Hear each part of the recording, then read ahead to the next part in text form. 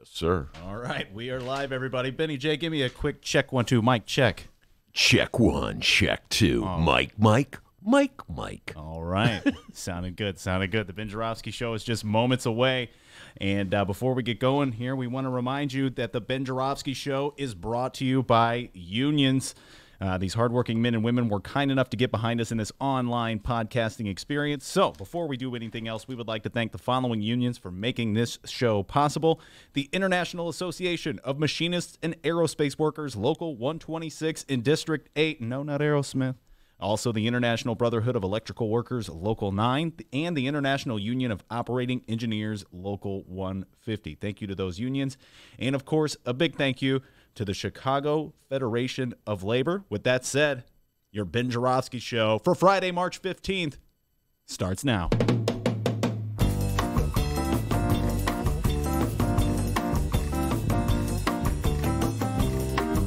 Thank goodness it is Friday, March 15th, and live from the Chicago Sun-Times Chicago Reader Studio on Racine Avenue, this is the Ben Joravsky Show.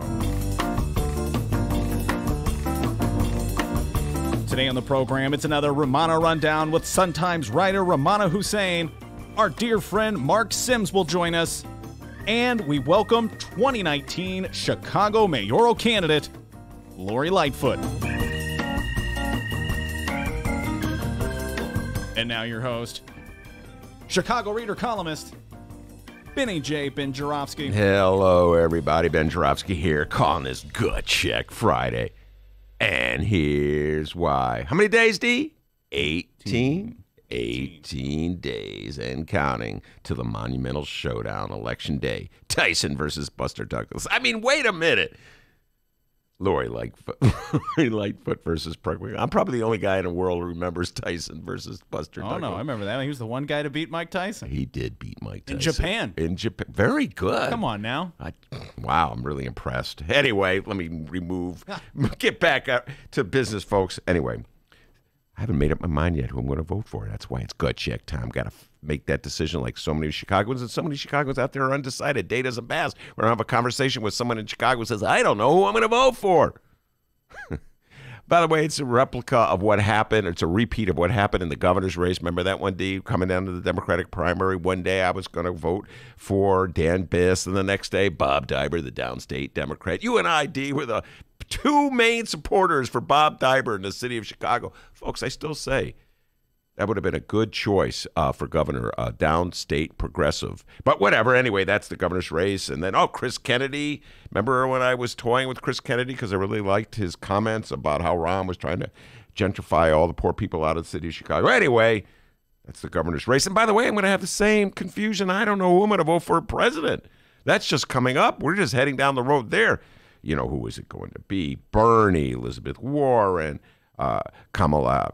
I mean, all the Grandpa Joe. There's so many different choices there. I don't know who I'm going to vote for. Anyway, Preckwinkle versus Lightfoot. On the one hand, I kind of know Toni Preckwinkle. I've seen her in action for a long, long time. Known Toni Preckwinkle since the 80s. More or less solidly liberal, mainstream Chicago Democrat.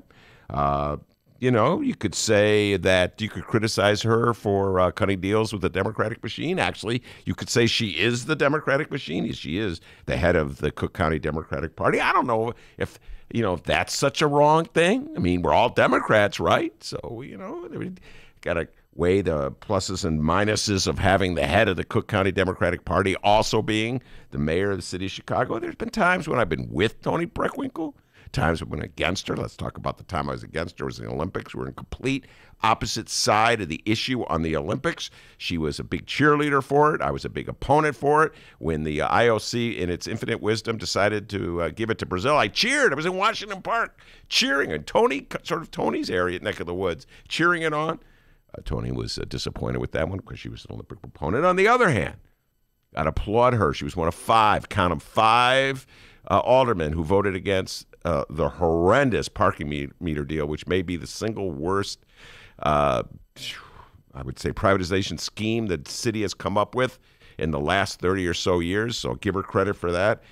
Took a lot of guts, I think, to vote against that one. At the time, Mayor Daley was twisting arms. So got to give her credit for that. Lori Lightfoot, first run for office, more of an uncertainty, more of a blank slate. Not quite sure what she will do when she gets in office. I like the things she's saying, says all the right things, but you know how it goes, folks. People running for office always tell you the nice things. Then they get in the office and it's, what happened here? So, you know, you got to sort of learn to read sort of between the lines, look for the nuances, look for the things they emphasize, look for the way they behave. Is it consistent with what they say? All these things I have to consider. I know I'm not alone, but ultimately, folks, the reality is this. It's like a mystery. It's a guessing game. You don't really know how any candidate in this particular race, how either one of these two candidates will act in office when you give them all that power and all that responsibility that the mayor has. It's a guessing game. And I'm really happy to say that Lori Lighfoot will be in the studio today. So maybe she could help me, Dennis, Miles, who's in the studio as well. Marc Sims will be here. All of us reach a decision. We have a great show today, everybody. Rummana Hussain, as Dennis said, will be here at the 1:30 hour for the Rummana Rundown. That's a big part of our show every week. Rummana goes through the news of the day, the news of the week, and we have a whole list of things to talk about. We're going to talk about that college scandal. Rummana's got some interesting points to talk about the college scandal. And at 2 o'clock, Marc Sims, an old friend of the show, cable access guru, will be in talking about his thoughts on the mayoral election. He'll probably stick around for the Lori Lightfoot interview. Yes, yes, yes. Lori will be here. Got a whole bunch of questions to ask Lori. So looking forward to hearing her answer. She was with us at the Hideout, it was about a week ago, and it's always fun to engage Lori Lightfoot in the lively art of conversation. Somebody else used to say that all the time, the lively art of conversation. I think maybe Cup. There's a name from the past that only I know about. Anyway, so we have some great guests coming on. We're going to be talking politics, and politics. But before we do any of that, the doctor has the news. Hey, how's it going, everybody? It's the middle of the final day of the week. Bring it, weekend! And, Ben, we have some business to tend to, or, as our former downstate Illinois gubernatorial candidate Bob Dibers so eloquently put it. No, let me finish. Oh, man, I hit the wrong button. Let me just stop. Let me finish. Hit the wrong button. But I love that one. That was pretty. Or, as our Bob Dibers so eloquently put it. We got to get down to business. There it is. I love Diver. Bob Diver, the downstate Democrat from the 618. Yes, we got to get down to business because we have results to read from our very first Twitter poll. Oh. But let's take a quick look at what's happening nationally this afternoon here. As it appears to be drawing to a conclusion, our now Democratic House has unanimously voted for a resolution 420-0, calling for any final report or reports involving Special Counsel Robert Mueller's Russia investigation to be made public. All right. Yeah, wow. Time for a deep dive here. By the way, talking about deep dives, Jim Coogan, Ace Attorney, will be here next week, and he is ready to talk all things Trump, Mueller, investigations. He's going to update us on all that stuff. But here's the issue with this. 420-0 was the vote. Nobody voted against this resolution. Republicans joined Democrats. Here's the issue, folks. The deal is this. Robert Mueller is about to release his report, 22 months in the making, about the interference of Russia in our last election, our last presidential election, the role, the connection that Donald Trump and his campaign may have had to Russia in that election. It's probably going to be some very explosive details in that report. And the fear that Democrats had was that the Republican Attorney General would not release the report. And there's no guarantee that he has to release the report. And so they want to put they want to be on the record to build public pressure on the Republican Attorney General, William Barr, to release that report. And so now we have this political situation that the Republicans have to make a decision on. Do they want to join the Democrats in calling for the release of the report that might be really embarrassing to the president?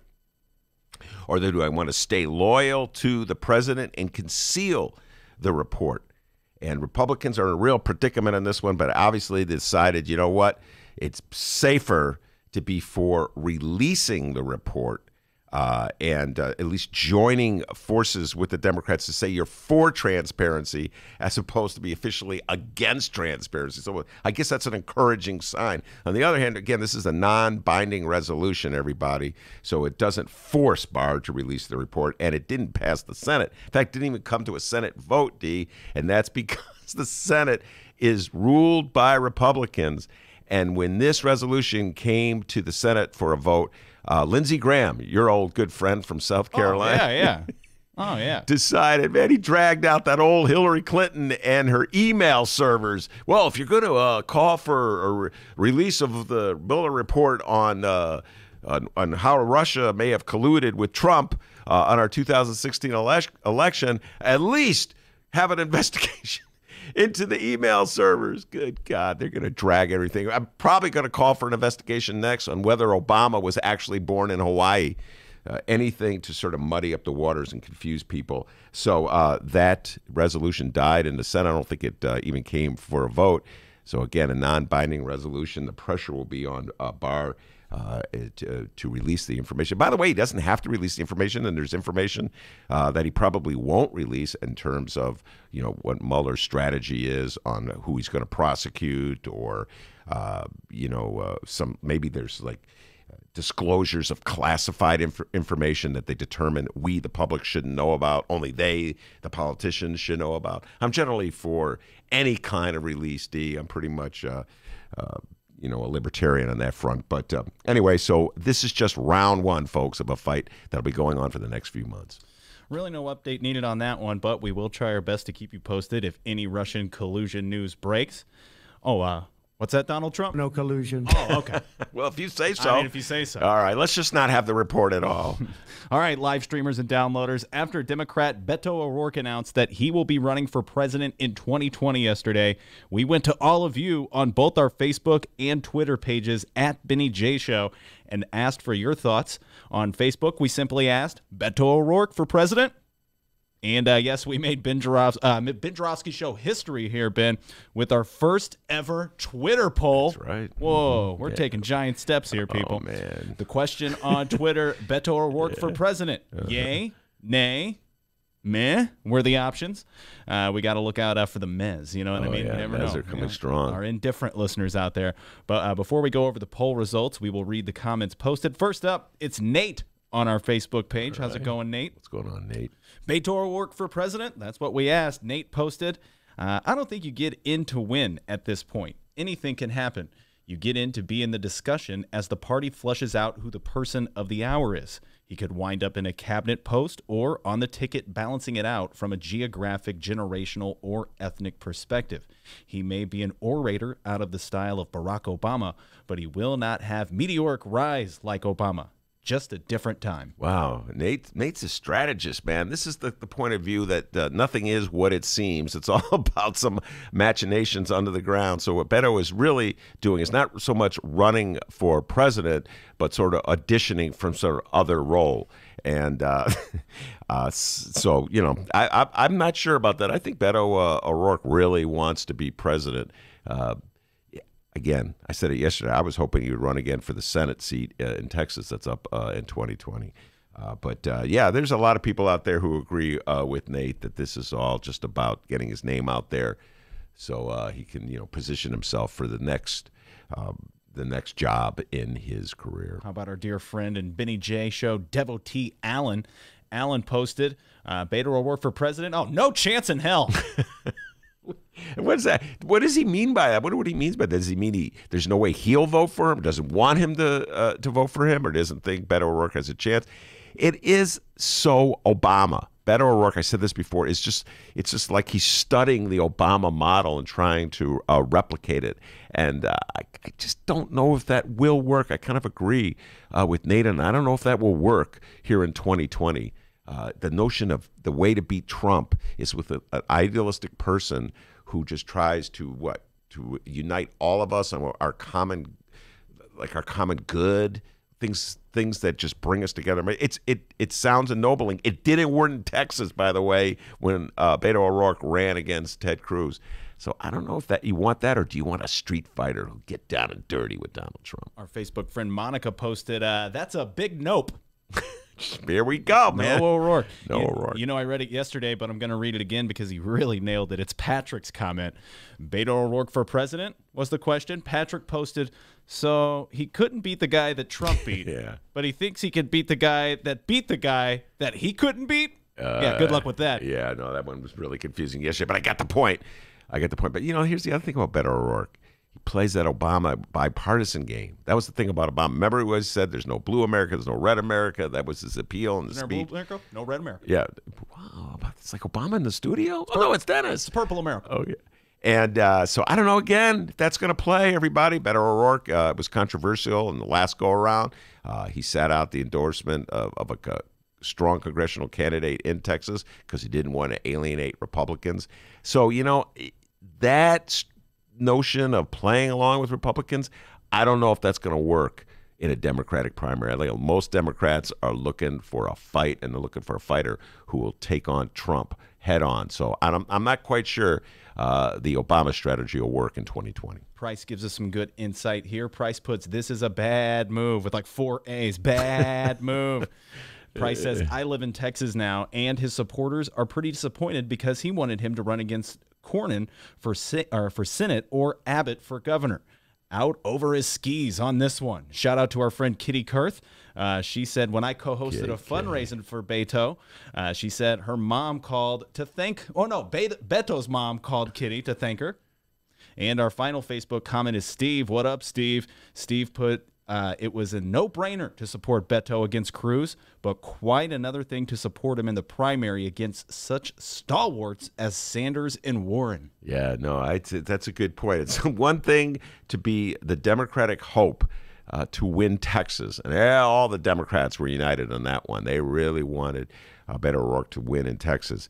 Yeah, it's quite another thing to say he's better. He's your first choice over people like Kamala Harris and Elizabeth Warren, etc. Now on to the Twitter page, at Benny J Show on Twitter. A couple of you left some comments below the Twitter poll. At Radami1 posted, Beto for Veep. We need Elizabeth Warren's brain for president. Only she can clean up this mess. We cannot afford the luxury of another pretty boy executive. At Tulip Picking, I love Twitter. At Tulip Picking weighed in, posting, no to Beto. The way Mr. O'Rourke votes is not my opinion, but who he is and how he represents the party. And below our post, a link to The Guardian, an article titled Beto O'Rourke Frequently Voted for Republican Legislation, Analysis Reveals. And our friend at KP Dawes posted, I know next to nothing about Beto's politics, but it is refreshing to see more candidates in the race who don't yet qualify for Social Security. Yeah, that's an appeal. Every time I even suggest that I'm a little sympathetic to Grandpa Joe Biden, my millennial friends go, he's so old. All right, and now it's the moment that maybe 6 of you have been waiting for. Our Twitter poll results, people. That's right.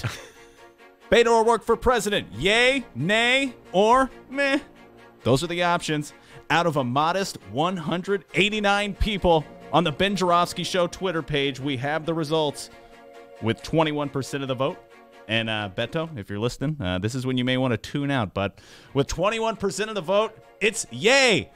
Yay, they want him to run. They want him to run. That's right. Up next, 32% of the vote, it's meh. Okay, and that leaves? Of course, that means our winner is nay. With 47% of the vote. Not feeling the Beto. All right. Wait, that sound you hear is the Beto bus leaving Iowa. All right, I quit. Yeah, those Twitter folks out there are against me. No, come on. It's just the start, D. Just the start. And look. You better believe. Oh, go ahead. No, I was going to say, nobody thought that Bill Clinton was going to win after his speech in 1988 to the Democratic Convention. And nobody thought that Barack Obama could win. So, hey, maybe there's a chance. All right, now, of course, well, we will be having another Twitter poll, by the way. You better believe we'll have another Twitter poll. That was a success. And we want more than 189 people. We're going to shoot for 200 next time, all right? Sounds good, yeah. That's the goal there.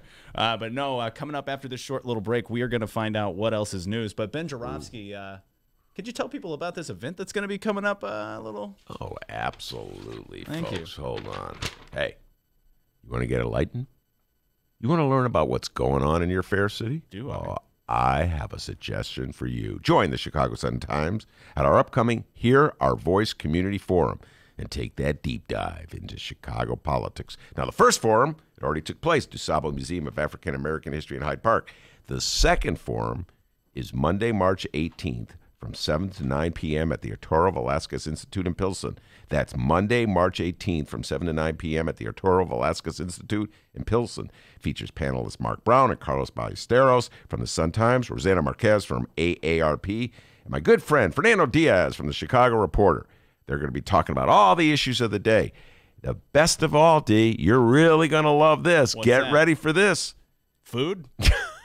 I think there are refreshments served afterwards. Cool. You'll love All that. right. But best of all, this event is free. Oh. That's FREE, meaning you don't have to pay to get in. Oh, thanks for the spelling and the meaning of free. 35 years old. Never knew what that meant. So it's free. For sign-up details, go to suntimes.com.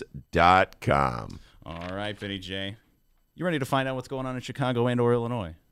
I was born ready. That's a fantastic answer because people were about to find out what's going on locally. It's time for What Else is News. The magic number is now 18 days until our Chicago mayoral runoff, Tuesday, April 2nd. And, well, if you're unaware of who the candidates are in this thing by now, you must be new here. Welcome to Chicago. I'm Dennis. That's Ben. Yeah, welcome. Yeah. Our mayoral candidates are Cook County Board President Tony Preckwinkle and former Chicago Police Board President Lori Lightfoot. Mm-hmm. Our borderline excessive coverage of the mayoral runoff continues. In about an hour, Lori Lightfoot will be joining us here in our humble Chicago Reader, Chicago Sun-Times studio. Benny J, if you could, please give us a quick preview as to what you'll be discussing with Miss Lightfoot this afternoon. I have absolutely no idea, D. Great. Excellent. I like our to go host, ladies and gentlemen. I like to go into these things just freestyling. I'm definitely going to ask her some questions about some campaign contributions, housing issues, police issues, whatever else pops into my mind. Maybe ask Marc Sims. He'll be here. What does he want to ask about? They got a few trick up my sleeves. All right, well, if you want to help Ben with show prep, my goodness, head over to the Facebook page or the Twitter page, at Benny J Show on Twitter. Leave us your questions or comments for Lori Lightfoot. Good Lord. All right, now you won't want to miss it. Lori Lightfoot, 2:30 right here on the Ben Joravsky Show. But hey, in case you do miss it, you can download it anytime, chicago.suntimes.com and chicagoreader.com. All right, we have some mayoral candidate endorsements and contribution news to comb through. People, it's time for a 2019 Chicago mayoral candidate update. No, let me finish. I listened to you. Let me finish. You criticized my law firm. You just took a donation from one of my partners 2 days ago. Everybody's going to get a chance to talk. Oh, God. This is a 2019 Chicago mayoral candidate update. All right, both our candidates' contribution and endorsement game has been strong this week. And because we were just talking about her and plugging our Lori Lightfoot interview at 2:30, we're going to go through the endorsements for Tony Preckwinkle first. Guys, we're really trying to be fair in this thing, okay? Now remember, Preckwinkle is the candidate with the most money. When we last checked, Tony had $5.6 million in campaign cash, and we can now add on at least another $25,000 to that total. Tony Preckwinkle just received $25,000 from the $11.99 SEIU New York State PAC. In case you get money from New York, all right. SEIU Healthcare, a big contributor to Tony Preckwinkle's campaign. And another union is jumping on board with the Preckwinkle campaign. It's the Teamsters Joint Council 25. Getting Teamster support there. Other unions on the Preckwinkle endorsement list include the Chicago Teachers Union, Service Employees, and International Union Locals 1 and 73, the United Food and Commercial Workers Union Local 881, and Teamsters Local 700. All right, so those are the Preckwinkle endorsements and contributions to announce. On to Lori Lightfoot. Well, first off, we have to break down the news on a previous Lori Lightfoot contribution. During her interview with, Ben, for the life of me, I can't remember. What's the name of that radio station? The one on Navy Pier, you know, where they sound way smarter than us? What is that? Yeah, you think it'd be easy to remember that one. It's just never remember that one. Yeah, they're so smart. That one? Yeah, you think it would be easy. Okay. All right, during her interview with Joke never gets old. I don't know. It depends on who you ask. During her interview with WBEZ Chicago, Lori Lightfoot defended receiving a $40,000 campaign contribution received in December from what a lot of Chicago political know-it-alls are calling a dark money group. Change Chicago is the name of the nonprofit organization.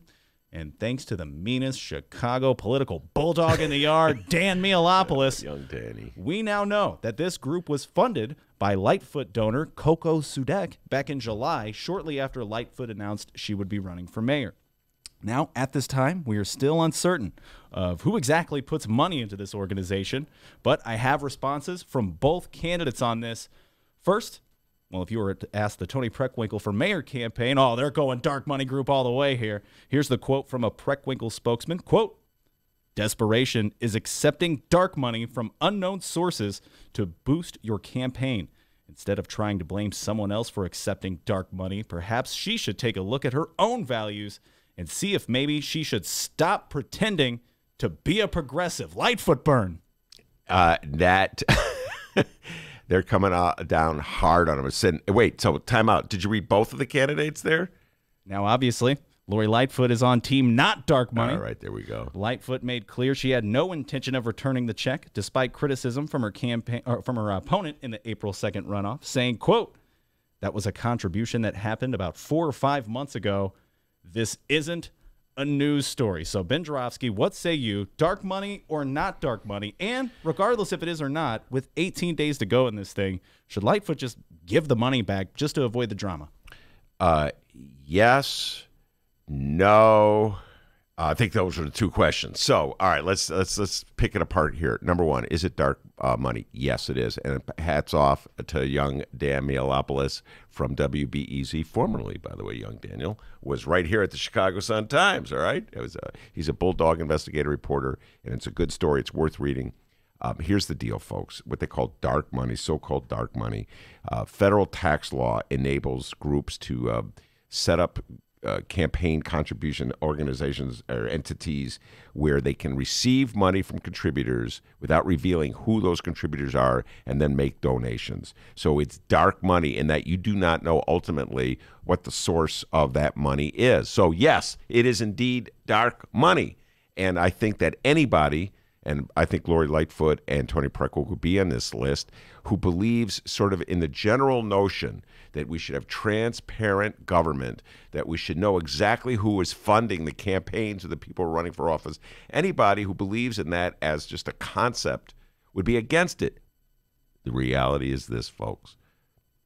Under our campaign laws, under the crazy system of campaign laws that we have where we protect groups like, what was it called, D? Change Chicago, that can keep their donors anonymous. Our laws allow those groups to exist. So if you're Lori Lightfoot and you want to be mayor of the city of Chicago and you're trailing Tony Preckwinkle in the fundraising game, should you give up the money? Would you give up the money that the law allows you to take? I understand why people would say, oh, you're ideal. In an idealistic world, you wouldn't take money from dark money groups.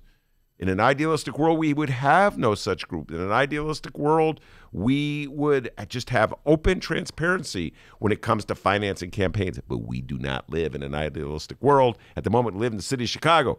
And if you're Lori Lightfoot and you need every nickel you can to compete with Tony Preckwinkle and get on TV so you can match her commercials that are trying to brand you as a non-progressive, then you got to take the money, D. It reminds me a lot of the discussion and debate about Amara Enya back before in the first round. Should Amara Enya take Kanye West's money? And many people said, no, she should not take Kanye West's money because he is a Trump supporter, he wears the MAGA hat, et cetera, et cetera. Well, what's her choice? It's not like everybody's funding Amara Enya's campaign. It's not like everybody's rushing to support Lori Lightfoot. Toni Preckwinkle gets more money, has more money. She has an advantage thanks to her union support. So in the game of politics, as it's played in the city of Chicago, as it's played in Illinois and in this the country of the United States, if you want to be competitive, you have to have the money. I wish it weren't that way, but the reality is that's the way it is. So, yes, it's dark money, and until they change the rules of the game, if I were advising Lori Lightfoot, I'd say take the money. Benny J says dark money. What say you? But just like that, you now have an answer the next time someone asks you, hey, what else is news? All right. Yes, indeed. I think dark money would agree on this point. Money by Pink Floyd would agree with me. Okay. And he's Floyd stretching. Jones, a kid I went to high school with. They all agree you did a great job. Give yourself a raise. Take it out of petty cash. We got Rummana Hussain coming up, folks. Be right back. The Ben Joravsky Show is brought to you by the Chicago Sun-Times. For the latest in Chicago and Illinois news, sports, weather, and the latest in national news from a real Chicago frame of mind and real Chicago writers, check out the Chicago Sun-Times. Read the daily paper or online at chicago.suntimes.com. And hey, if you have a little extra cash, subscribe. And by the Chicago Reader. For a deeper dive in the daily Chicago news and for all of what's going on in this city, you gotta read the Reader. Music, arts and culture, film, extensive event calendars, concert listings, and more, including weekly political columns from writers like Maya Dukmasova and, yes, our very own Ben Joravsky. The Chicago Reader is free in newsstands and at chicagoreader.com. That's chicagoreader.com.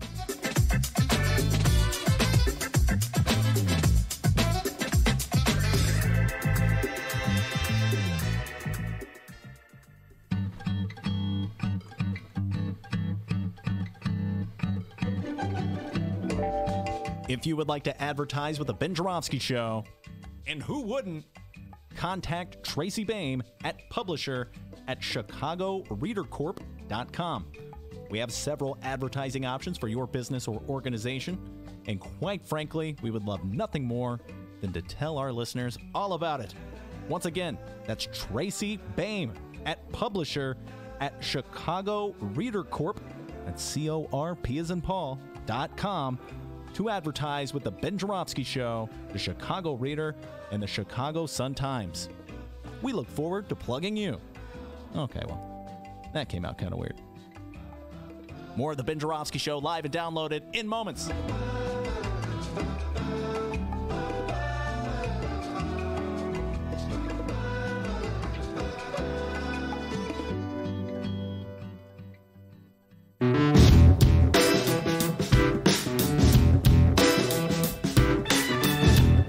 Welcome back to the Ben Joravsky Show, live from the Chicago Sun-Times. Yes, indeed. We are live from the Chicago Sun-Times. And speaking of the Chicago Sun-Times, Rummana Hussain is in the studio, editor with the Sun-Times, one of the most popular features on this show, the Rummana Roundup. Did I get it right, D? No, you did not. Oh. The Rummana Rundown. Rundown. There you go.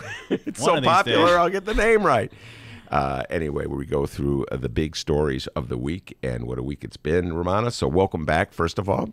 Thank you. And so where do we start? I guess we should start with this story here well, it's not on the front page of the Sun-Times, but it has been on the front page of all the newspapers in the country, and that is the scandal. People, generally well-to-do white people, trying to rig the system to get their kids into the Harvards and the USCs and the Ivy League schools of the country. The notion, Rummana, is that we supposedly have a meritocracy in the United States where your entry into these prestigious schools is governed solely by your performance on achievement tests, your grade point average, your character, your attendance. And now it turns out, like everything else, it's fixed. Yeah, for sure. I mean, I went through the system. I had parents who were immigrants, so they didn't even know about the system that much. And I guess I was lucky in the sense that, especially the Indian immigrants that first came to this country, they don't want us to go anywhere out of state. So we could only apply to a few places. I went to Loyola because my older sister went to Loyola. So it wasn't that hard. But now I have I have my older sister, she has 2 kids going through the college system, and where she had one that already went through the college system. And both of these kids, I mean, they're my nephew and my niece, so I'm going to say they're really brilliant, but it's a very tough process. No, I mean, they were very smart. My niece, who's the oldest niece in the family, she's now 24. I mean, she was top 10 in her school. She over 30 plus on her ACTs. She was, active participant. My nephew is 17 right now. He's going through the whole process. And, they definitely are, we're Indians, so we do care about college, elite colleges. That's a stereotype. But, it was something that, my sister's really into. I mean, now my parents never took me around the country. They have like college tours now. Like parents take their kids to different schools and they have these presentations. And it, at the end of the day, like I do think like if someone does persevere and goes to a good school. But it's like a lot of these kids have dream schools and they don't get in, even when they have these scores. So when you hear the stories like this, it's very disheartening. My older sister was very angry this week. She was just, when she hears the story. No, a lot of people are angry. And listen, does it really matter? Let me put it to you this way. When all these people want to get their daughter or their son into Harvard or Yale or an Ivy League school. Take a look at like who our last mayors have been. Yeah, no, none of them went to an Ivy League school. Am I right about that? Rob didn't go to an Ivy League school. I didn't go to an Ivy League school. But yeah, that's the thing. But I do think a lot of kids have their heart set on it. I know a lot of parents have their heart set on it. I can understand it to a certain extent. It's definitely a first world problem. I'll never say that it's like the most important thing in the world, but a lot of kids work really hard. There are some kids who take AP classes where they're freshmen, which was not a thing when I was in high school, but it's something that, a lot of kids do work hard. They have dream schools they want to go to. If they don't get in, it shouldn't be a make or break thing for their lives. So I think a lot of these kids do have to be trained to think that, if you don't get in, it's not the end of your world. And, a lot of these kids have backup schools too. Like even smart kids. Like I know Champaign is a backup school for the really, really smart kids. Oh my God. Champaign was hard when I was, Champaign was no backup school for me. Somebody, my older sister who's like, 3, grade schools older than me, she thought it was actually pretty easy to get into, but she told me it got harder as the years went on. All right. But actually, I'm going to disagree. Well, I'm not sure if this is just a first world situation. I think what we're getting at is the sense that there's a caste system here and that your entree into society as a whole is dictated by things like where you went to college and getting even lower, where you went to high school or where you went to grammar school. Yeah. And so the notion, like if you go to Brown or if you go to Princeton or if you go to Harvard or you go to Yale, somehow or other, you're going to have a ticket that's going to get you into a higher class, more money, better neighborhood, fast track lifestyle. I think that's what's playing on people's minds. Of course, that is. And that's not necessarily true because I think there's been studies where they say like, kids who are valedictorians in school don't necessarily do better in life than other kids. And, I'm sure you went to your high school reunion and saw people that, you never thought that they would like really do that well in life, but they did great. And then there's some people who are really, really smart. I know there's some people who were smarter than me. And I was just like, wait, that's all you're doing? And they told me what they're doing. And it wasn't like they were doing anything terrible, but it's like they were so driven. And I was actually an honor student in high school, but I wasn't very driven. I liked English and I used to read my books, but I wasn't like, oh no, I need to get an A and everything. I was kind of like a pretty laid back smart kid, I would say. But no, it is, I don't know. I think it's a really, really important. People do talk about it, and it's important. And I know there's people who have been telling me like, oh, it doesn't matter where like, the kids go to school, but I'm like, these same people are impressed when you tell them that you went to Brown or you went to Yale. They're like, oh, did you know this so-and-so went to Yale? So I'm like, yeah. So it does. I think people lie when they say they're not impressed. When someone say they went to Harvard, I think I am sometimes. Yeah. No, I hear what you're saying. And by the way, we were talking about this on the phone. We've actually had this conversation a couple times, Rummana. This notion, again, many of the people that were indicted were white people. Yeah. And there's a notion that exists out there that is a prejudice against Asian Americans when it gets when it comes to getting into the schools. Give us your thoughts on that. I mean, I'm Asian, so you know where I'm going to go with it. I think it's a very nuanced situation, and people do see this as a black and white issue. You know about the Harvard lawsuit. The problem that a lot of people see with that lawsuit is that it's basically pitting Asian Americans against African Americans and Latino kids. So I think one of the things that's well, just a little bit background. The Harvard lawsuit, just so folks who don't know about it. Yeah, it's a Harvard lawsuit, actually, that's backed by a white Republican who is, I think originally it was that a young white woman couldn't get into school, so they filed a lawsuit, and that lawsuit kind of just went nowhere, or it was kind of stricken. And so he went to I guess, quote unquote, the next best thing and went to got Asians. And I know it's a very sensitive topic for Asians because I don't know, a lot of Asians do feel like they have to work a lot harder because the standards for Asian Americans, they've never really broken. A lot of colleges don't talk about how these college admissions, but one of the things that came out of this lawsuit is they do think Asians are stoic and one can be replaced with another Asian. So they kind of have this stereotype, and they have been running on stereotypes about how they do selection, especially with Asian American students. So I do think it's a very complicated issue, but it's a very sensitive one, I know, in the Asian American community, because a lot of people feel it's like Asians don't even get talked about, especially in the city, unless people want to talk about college admissions or meal fetish. Yeah. Danny Solis and talking about. I forgot about that. Yes. So that was brought up. Yeah, The Alderman massage Danny parlor. Solis. Yeah. So yeah, I think I know one of the things I feel as an Asian American is people don't even think of it as a minority, except when it comes time to think of it as a minority. We don't have white privilege. And I think that's one thing people ignore. People never talk about the Asian American vote. They don't care what we think about. And so it's whenever it comes to college admission, then we become a problem.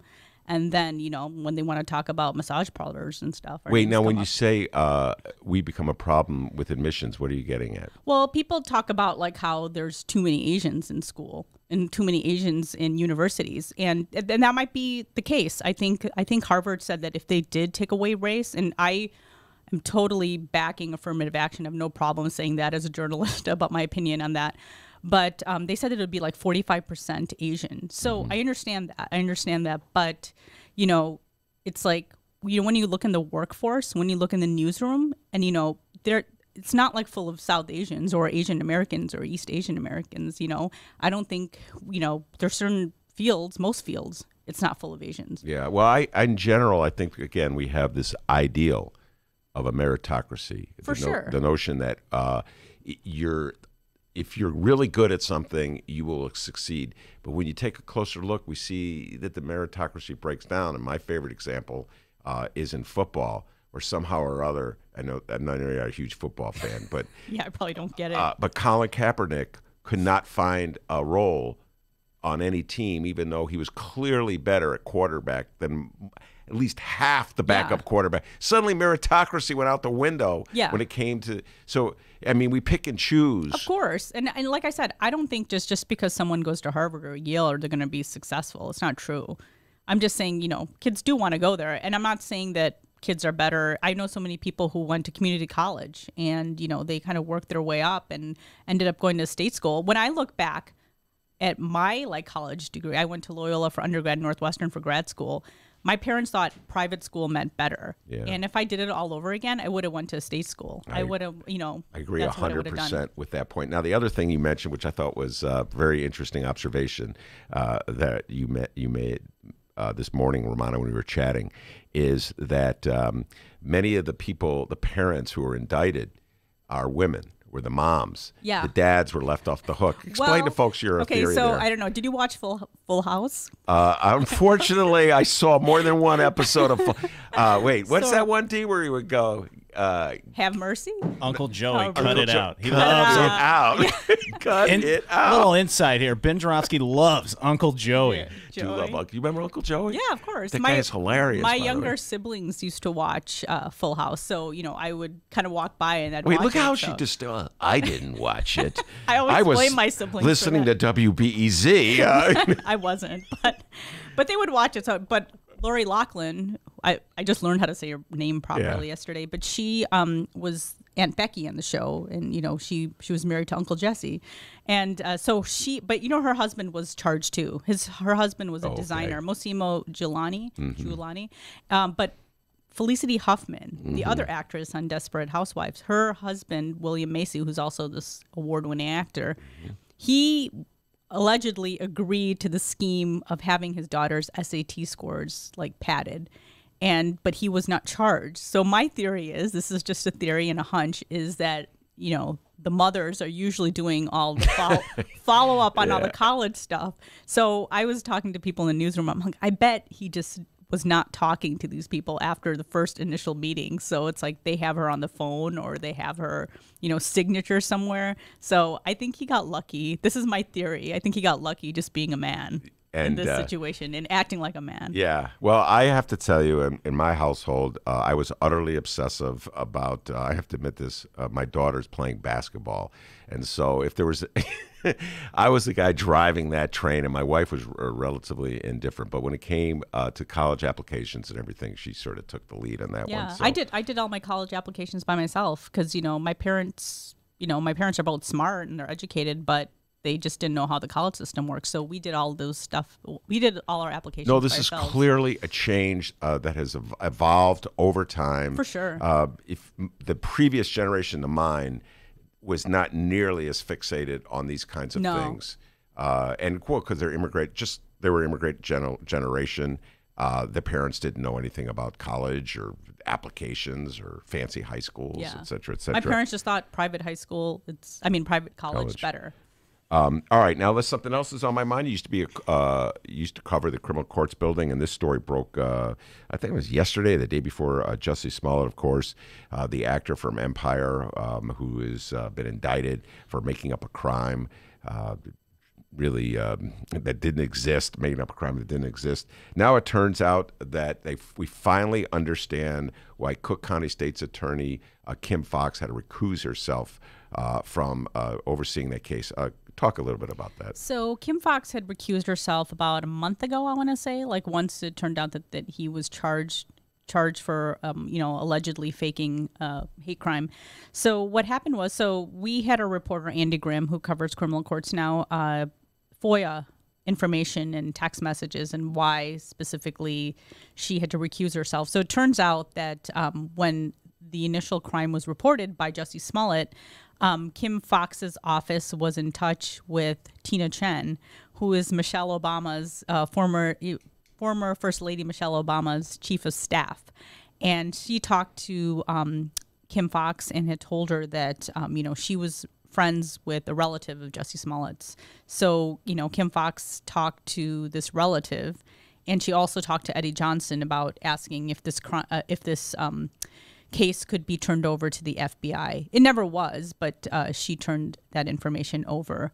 Now, people might be like, oh, is she supposed to be doing things like that? And someone, when our reporter Andy talked to a defense attorney and an expert, and he said it's not really unusual for a top prosecutor to reach out to, the different police sources and, let them know. But Kim Foxx was also talking to this relative that had reached out to Tina Chen. Yeah. So that's why she recused herself from this case. Yeah, I'm really curious what our next guest, Marc Sims, has opinions on everything. So I'm going to really grill him on this one. I have some problems with this, Rummana, and feel free to disagree or enlighten me, if you will.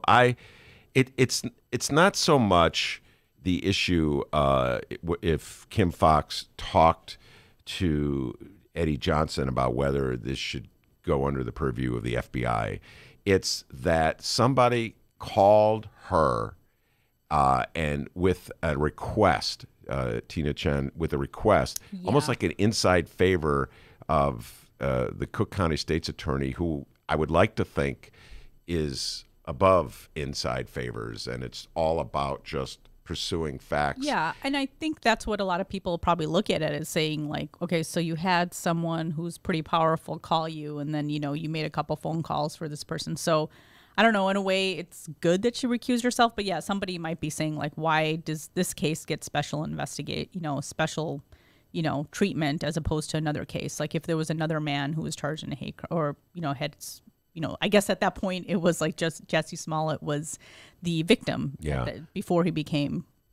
Yeah, he was the victim before he became the defendant. Yes. Yeah, so it just, well, I guess she was working from the assumption that he was a victim. Yes. But it just, I don't know, there's something unseemly about it. And then it just, the exchange themselves, I urge everybody to check it out, like the oh my gods that they wrote. Yeah, and we actually have a copy of all the text messages. We didn't attach it to the story, but Andy Grimm had gotten the text messages too, which I thought was really good. I think he said that he was, because we actually had the story like maybe a day or two before we actually printed it. And then, this college admission scam came out. So we're like, we're going to hold the story for a day. And he's like, yeah, I was told that nobody asked the same kind of questions I did in their FOIA request. So I'm the only ones who got these text messages. So, that was a good catch on his part, or a good get. By the way, I have to say, you go back to the college thing. I forgot to say this. There is a Rummana connection to the college scandal of sorts, a long stretch one. There's always a 6-degree of separation between me and someone in the news these days. But so William Rick Singer, who was the alleged mastermind behind this college admissions scandal, apparently had grown up in the Chicago area. And just between us right now, we're still trying to pin things down, but I'm on I grew up in Lincolnwood, which is a suburb right outside of Chicago, and I went to Niles West High School, and so I'm on this Facebook group where all these people from Lincolnwood are chatting. So people who are around his age are like, wait, he played baseball with me, and he played on the Lincolnwood youth baseball team, and people are exchanging pictures. So apparently he went to Niles West High School and may have grown up in Lincolnwood. We're still trying to pin that down. So, and in the Jussie Smollett thing, I want to tell you also, there is a producer of the show who went to junior high with my sister. So there's a connection there too. So I'm telling you, there's always a connection, a Lincolnwood connection, even though it's a town with 12,000 people. All right, here for 10 trivia points and a free blue Mustang. Name the 2 other people in the news who are of the last year or so who are also graduates of Niles West High School. And these 2 guys went to Lincolnwood too. Merrick Garland. Very good. He grew up on the same block that I grew up on, like around the block. He's a little older than you. Yeah, he's like my mom's age. Okay. But when he was when Barack Obama mentioned his name, all the news trucks were in our old neighborhood. And then the other one is Papadopoulos. Very good. He actually went to high school with a family friend of mine. Papadopoulos, of course, was implicated in the scandal regarding Trump. The Trump campaign and the collusion with Russia. So not such an illustrious graduate. No. But we had some other famous people too. All right. So you were victorious. Our next guest, Marc Sims, will give you a blue Mustang when he comes onto the show. Moving on to something far more serious and somber. Let's talk about what happened in New Zealand. This story is sort of breaking right now.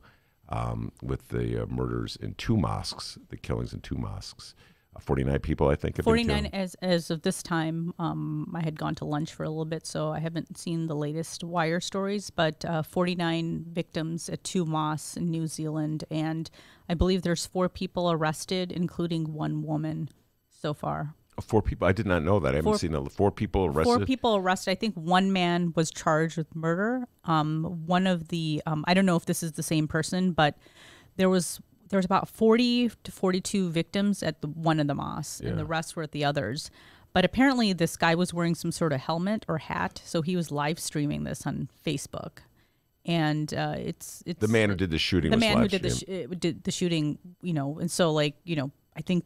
By accident, people are watching this, and it's just horrific. And I think he had a 75-page manifesto on white supremacy and anti-immigration sentiment. So it's definitely very tragic. I know in Chicago, a lot of mosques and Muslim-related centers are asking for more police security today.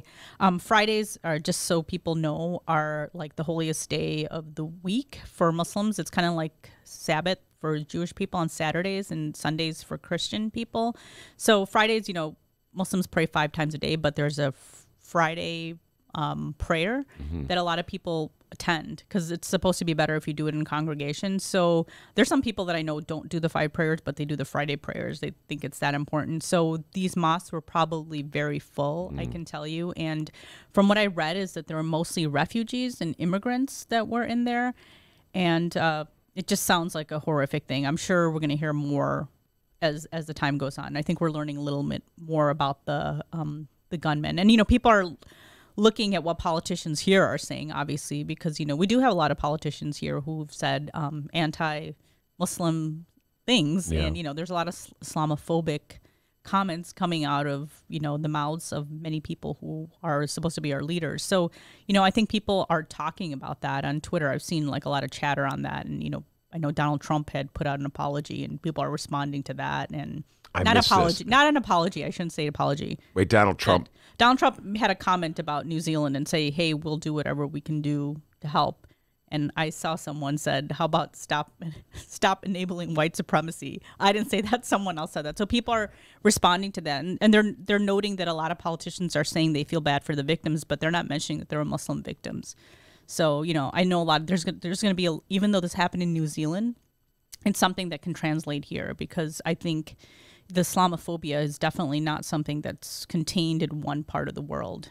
Well, we talked earlier about your upbringing of suburban Lincolnwood, which is a very integrated, diverse community in Niles West High School, very diverse high school, Christians, Jews, Muslims, etc. Any kind of lessons that you learned or that they taught that you learned in Lincolnwood at Niles West that could be applied to the larger world when we see things like this? Well, actually, when I grew up, Lincolnwood is not very diverse, but in a way, like it was a mostly Jewish community when my family moved in. We were probably the first people of color that actually moved into our block. But I think one of the things that was interesting is that, or I think that was a little different, because I had friends that grew up in the northwest part of the city, not too far from us, and they dealt with a lot of prejudice. I felt like we lived in places where there's a lot of older people who remember the Holocaust and were just always nice to us. And it was something that we talked about. Did we face prejudice? Of course. But it was something that, we learned. I knew more about Jewish people than I knew about Catholics. When I started, I really didn't know that much about Catholic culture until I started working in the city. I remember I was telling someone the other day, the first time on Ash Wednesday, I saw these people with stuff on their forehead and the markings on the forehead. And I was like, what is that? And then I just had to learn a lot about Catholicism when I started working in the city. But when I grew up with mostly Jewish people. And we had a lot of Asian Americans in our school. We had a lot of Korean kids. There was a spattering of Indian kids. And it got more diverse as it went on. And I know people who taught at the schools, and they say it's a lot more diverse. And they said, one of my friends that is a judge now, she said she was glad that she grew up with me and other people, because she's like, we did learn to, about our differences and just how to be with different people. And I'm sure it's like that with a lot of schools. But I did grow up in a mostly Jewish community at the time. And, you learn, as a person of color and as a person who belongs to a religion that's not like what the majority are practicing, you end up learning more about the other person's religion and culture. It's funny you should say, because again, I forget how many years I have, and I'm always reminded how much older I am in somebody in the room. Sure. But I am old. But I was just the opposite for me when I was a kid in Rhode Island. I was surrounded by Catholics, and there were hardly any Jews around. So I learned a lot more about just Catholicism. That's funny. I know it's Italians and Irish. I grew up singing the dreidel song. Yeah. So, and I made him, I know everybody finds this funny. I made a menorah in shop class. That was one of the things you make. At Niles West? This was at my junior high school, Lincoln Hall in Lincolnwood. So they made you take shop? Yeah, we all had to take shop. It was something that, you took home ec one time, and then you took home ec, arts, and then we had shop, and then music. But we did take shop, and we made menorahs. I remember they called it candelabras, but it's the same thing. That's hilarious. But it's like I had 8 little candles, and we had it in our house. My parents didn't know what it was, but I made I took shop. They made me take shop and home ec. I had to do the what is it called? Darn a sock. They had taught us how to do that. I was like, put the thimble on there.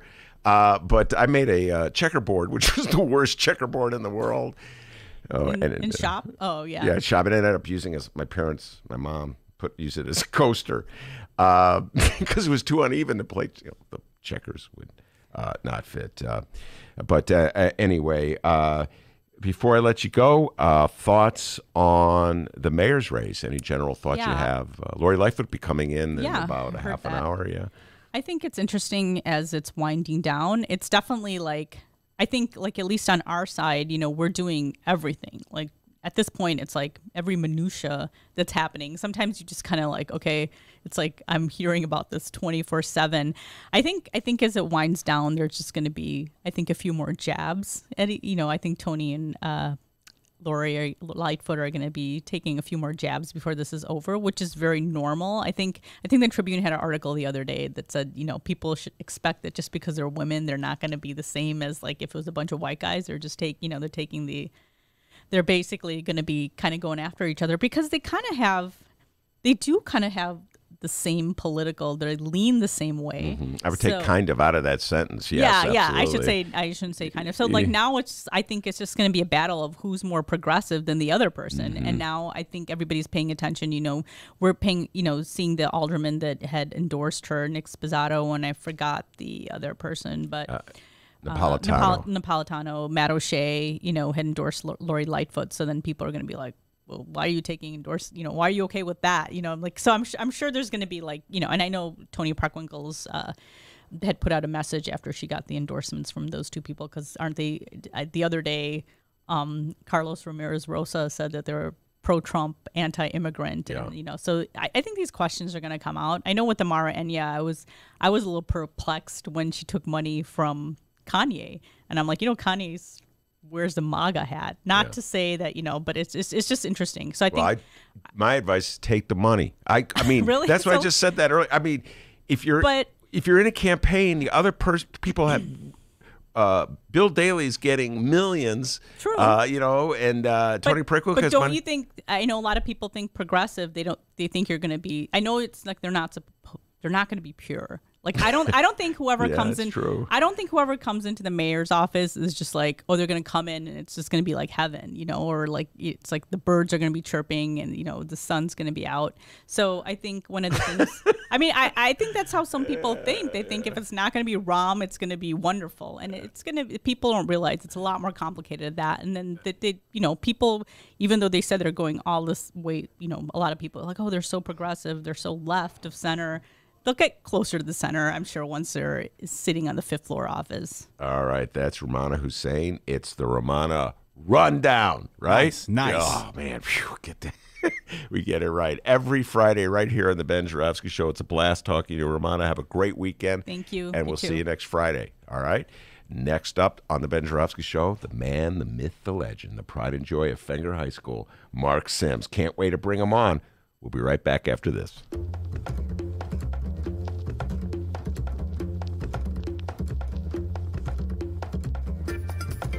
Hey there, producer Dennis here.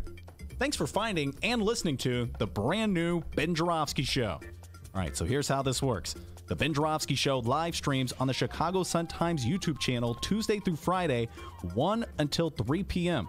Once the show is over, you can listen to the replay on our YouTube channel, or we throw it online for you to download by 4 p.m. Where can you download the Ben Joravsky Show, you may be asking yourself? Well, you may be asking yourself a fantastic question. You can find previous Ben Joravsky shows and guest interviews through several outlets. The Chicago Sun-Times Online, chicago.suntimes.com, the Chicago Reader Online, chicagoreader.com, and wherever else you listen to your favorite podcasts. Apple Podcasts, Google Play, pick one. Just search for The Ben Joravsky Show. J-O-R-A, V as in victory, S-K-Y. So, let's recap. Tuesday through Friday, 1 until 3 p.m. Live streamed on the Chicago Sun-Times YouTube channel and downloadable by 4 at chicago.suntimes.com, chicagoreader.com, and wherever else you listen to your favorite podcast. Yes, the Ben Joravsky Show is back. We're live and downloaded. Tell your friends and enjoy the rest of the show.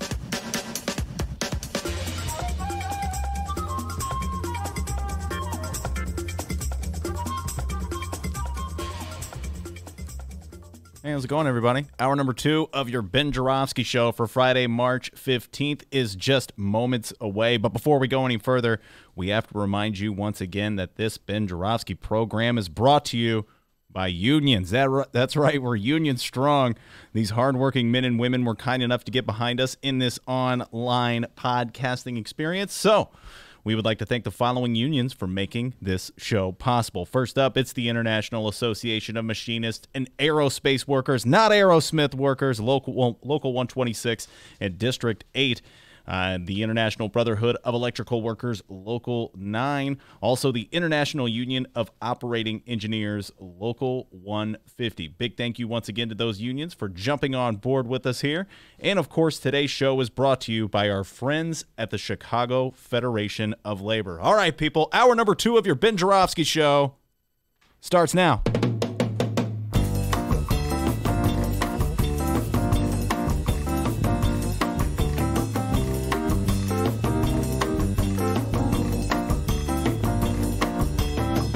Thank goodness it is Friday, March 15th, and live from the Chicago Reader, Chicago Sun-Times studio on Racine Avenue, this is the Ben Joravsky Show. In this hour of our program, we welcome our dear friend, Marc Sims, and, oh, he just gave me a fist bump, and we welcome 2019 Chicago mayoral candidate Lori Lightfoot into our humble studio. And now your host, not a Chicago mayoral candidate. That's the last thing we want, guys. Chicago Reader columnist, Ben Joravsky. Oh, no, I could never be a Chicago mayoral. Are we always like changing my mind? Yeah, that sounds good. You know, Marc Sims, my mind is like a flag flapping in the breeze. One day it goes this way, the other goes that way. So, no, I could never be a Chicago mayoral candidate. For that and many other reasons. Anyway, before we bring Marc Sims on, before we bring Lori Lighfoot on, Dr. D, you got an update for me? Absolutely. We have some mayoral candidate endorsements, more to announce here. Once again, our Chicago mayoral election is Tuesday, April 2nd, and it looks like more Chicago political bigwigs are throwing their support to their favorite candidate with 18 days to go until the runoff. The following comes from Fran, the Woman Spielman of the Chicago Sun-Times. By the way, people, you're really missing out if you've yet to check out the Fran Spielman Show on the Sun-Times website. Just saying. Fantastic program. Lori Lightfoot's effort to expand her base beyond the North Side and North Lakefront took a giant step forward on Thursday with the endorsement of the 19th Ward Committeeman. Ben, for 10 trivia points, who is the 19th Ward Committeeman? Matt O'Shea. Alderman Matt O'Shea. No notes, everybody. He just knew that on his own. Yeah. Huge political dork, our host. Lightfoot finished 4th in the 19th Ward with just 1,702 votes, just ahead of Tony Preckwinkle at 1,629. Candidate Jerry Joyce dominated that ward, the 19th Ward, because he lives there, with 9,098 votes. So you would assume that soon to follow will more than likely be an endorsement from Jerry Joyce, right, Ben? I would gather that one would follow the other. Has that happened yet? Not at the moment, but we will keep you posted if that does happen. But people, wait, there's more. The Lightfoot endorsement train is still rolling. We have another mayoral candidate throwing their support to Lori Lightfoot. I believe 2 days ago we announced that Paul Vallis endorsed Lori Lightfoot. Ben, what were your thoughts on that again? I was not surprised, actually, that Paul Vallis would endorse Lori Lightfoot. By the way, Paul Vallis, for most of his career, has been an aide to powerful people. I don't think he's ever held elected office. He's run for office at least 3 times. He's lost each time. So a lot of cynics in the city of Chicago, and there are a lot of cynics out there. Just as a little while ago, one of our listeners, a little cynical gentleman, suggested that Beto O'Rourke's presidential campaign is all about advancing his name for some kind of appointment.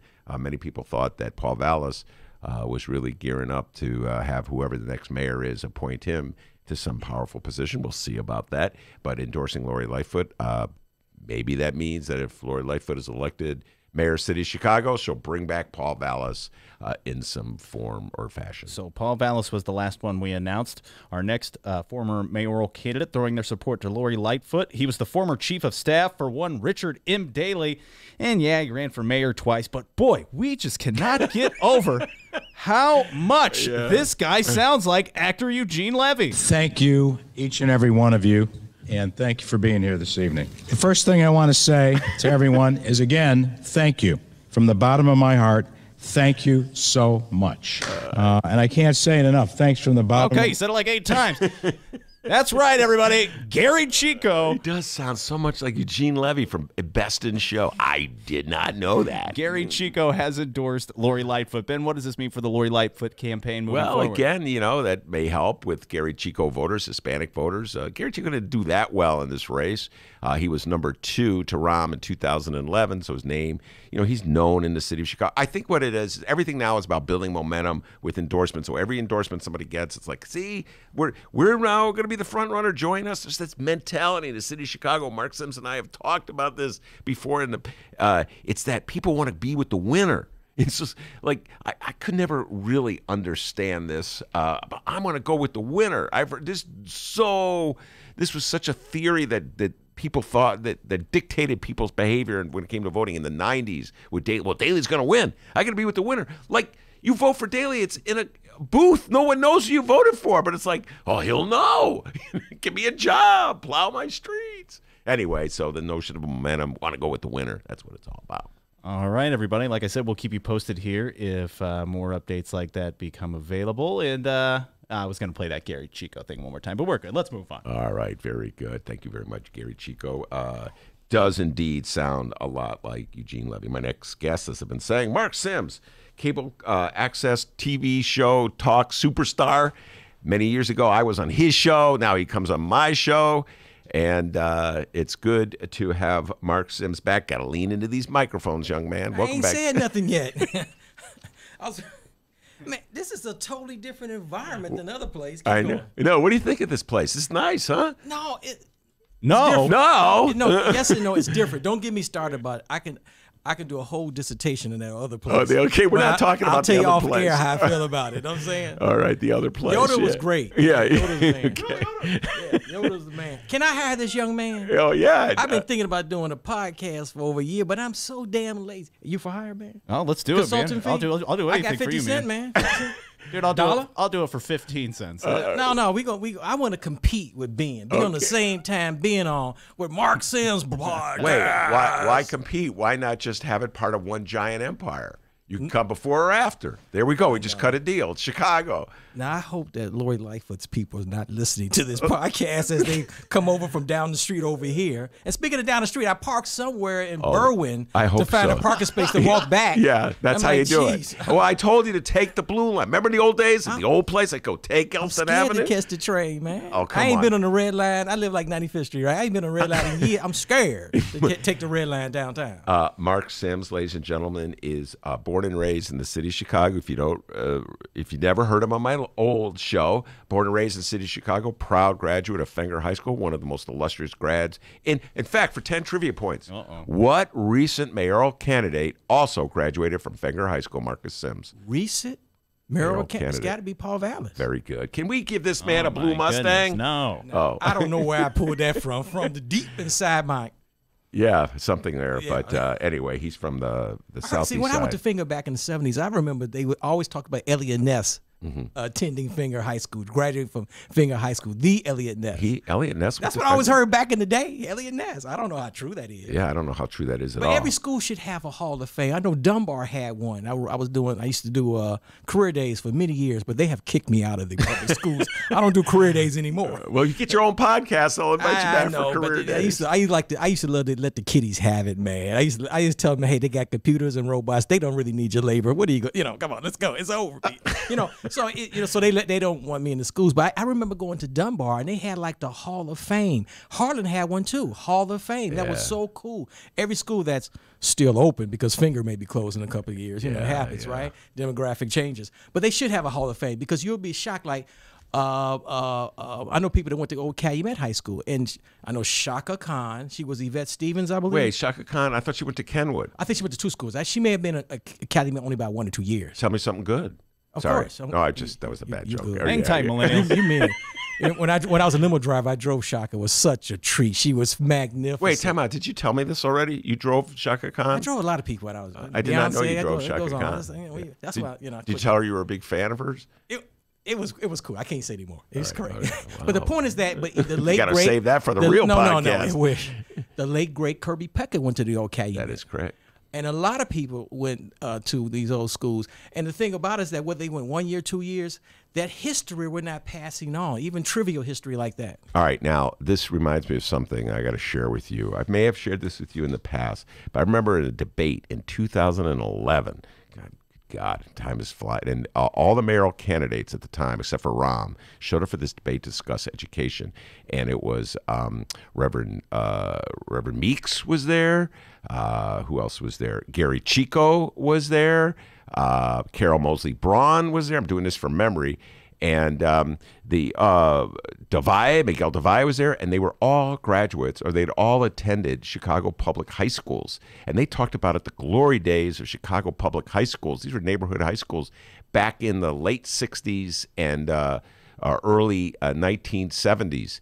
Do you think that there's been a significant change in the attitude that people throughout the city have toward these ordinary high schools?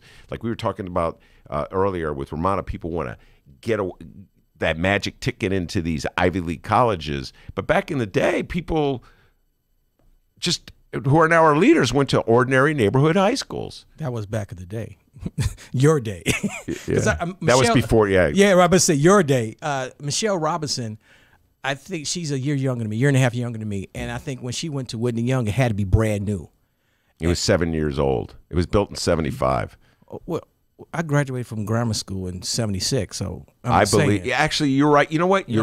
Michelle Robinson graduated from Whitney Young, I want to say, in 1982. Yeah, she's about a year and a half younger than me. 7 years. So the thing about it, a lot of I'm talking about the African American community. We weren't quite Negroes. We were black back in the 70s. We became African American in the 80s, and now people see me as a person of color, you know.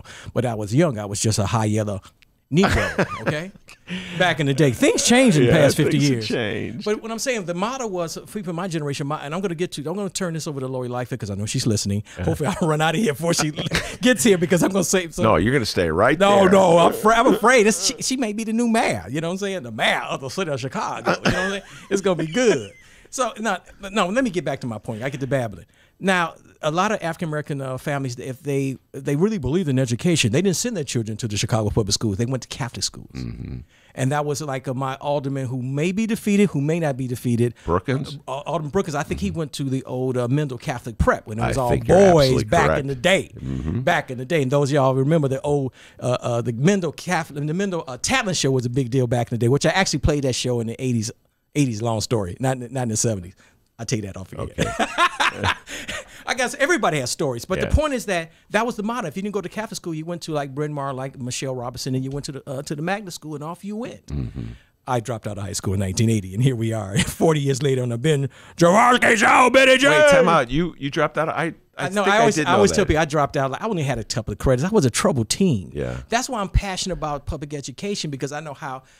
Some people don't get a good education, they do well. Mm-hmm. Some people get a good education and they do very poorly. But you have to get a decent education. And hopefully the new mayor, Ms. Lightfoot is listening as she comes over to the studio, that the new mayor, whoever she is, really transform public education. And not like this old model. We shouldn't be totally relying on the building and the teacher to transform children. Remember, the children who are, excuse me for babbling. Go ahead. The children who are going to school now, especially in grammar school, almost 60% of them are being trained for jobs, if you will, that don't even exist. Like what?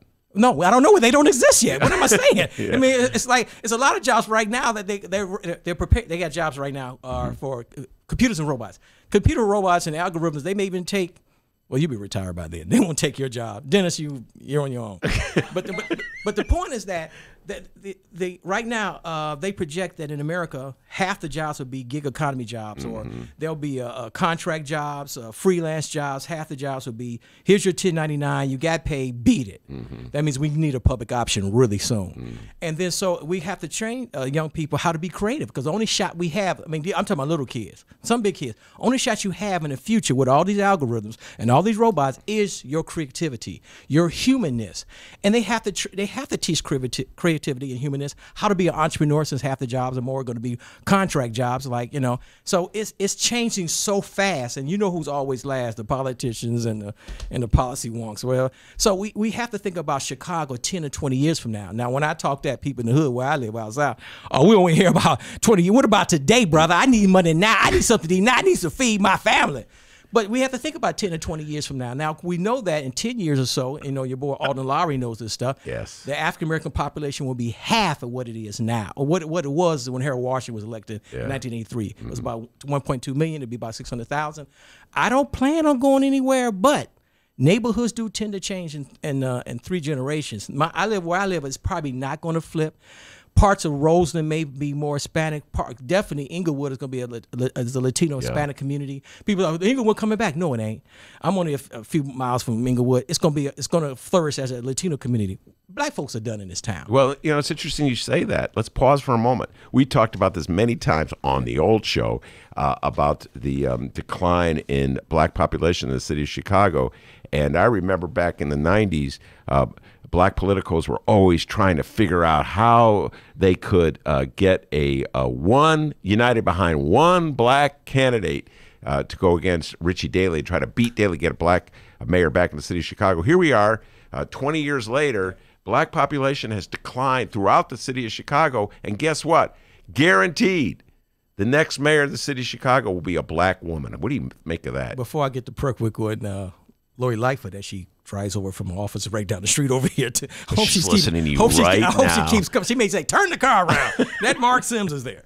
Seriously, Natalie Moore wrote a great article. You have Natalie on recently? I have not ever had Natalie Moore. She's very difficult. You think it would be easy to get Natalie Moore? She writes for the Sun-Times. My beloved bright one, the Chicago Sun-Times. You're in the building right now. Yeah, well, How hard could it be? Maybe now that we've Talk moved, to somebody down the hall. Maybe now that we've moved to this location, we can get Natalie Moore on. She had a great article about stop chasing the ghost of Harold Washington. But then again, a lot of folks in this town don't even know who Harold Washington is. Remind me to get back to Perkwick and Lori. All right, okay. I see where you're going with I'm this babbling. one. Because when I was in Finger High School in 1979, this town elected their first female mayor. Yes. Now, I couldn't vote for Jane Byrne in 79 because I was too young. I was 17 or 16, 17. But I voted against her in 83. Yeah. Long story. But like we said before, that election when Harold Washington split Dick and Jane and knocked Jane and Dick out and became mayor, when Richie got in, he said, that never happened again. We're going to never have another Harold Washington or black whatever to come in and split the vote. And that's never going to happen again. He probably didn't think of his wildest dream. What he created, this nonpartisan election, was basically knock his brother out and put 2 black women in. I know. Unfreaking real. That's why this town is so good, man. That's why I can't leave, man. It's so good. I ain't leaving. I ain't going nowhere. Until the neighborhood turns Latino, maybe I wouldn't. Marc Sims is his name. He's in the studio somehow or other. We're going to get around to talking about Lori Lightfoot and Tony Preck. We got to take a break, young man. We'll take a break. We'll be right back with Marc Sims. The Ben Joravsky Show is brought to you by the Chicago Sun-Times. For the latest in Chicago and Illinois news, sports, weather, and the latest in national news from a real Chicago frame of mind and real Chicago writers, check out the Chicago Sun-Times. Read the daily paper or online at chicago.suntimes.com. And hey, if you have a little extra cash, subscribe. And by the Chicago Reader. For a deeper dive in the daily Chicago news and for all of what's going on in this city, you gotta read the Reader. Music, arts and culture, film, extensive event calendars, concert listings, and more, including weekly political columns from writers like Maya Dukmasova and, yes, our very own Ben Joravsky. The Chicago Reader is free in newsstands and at chicagoreader.com. That's chicagoreader.com.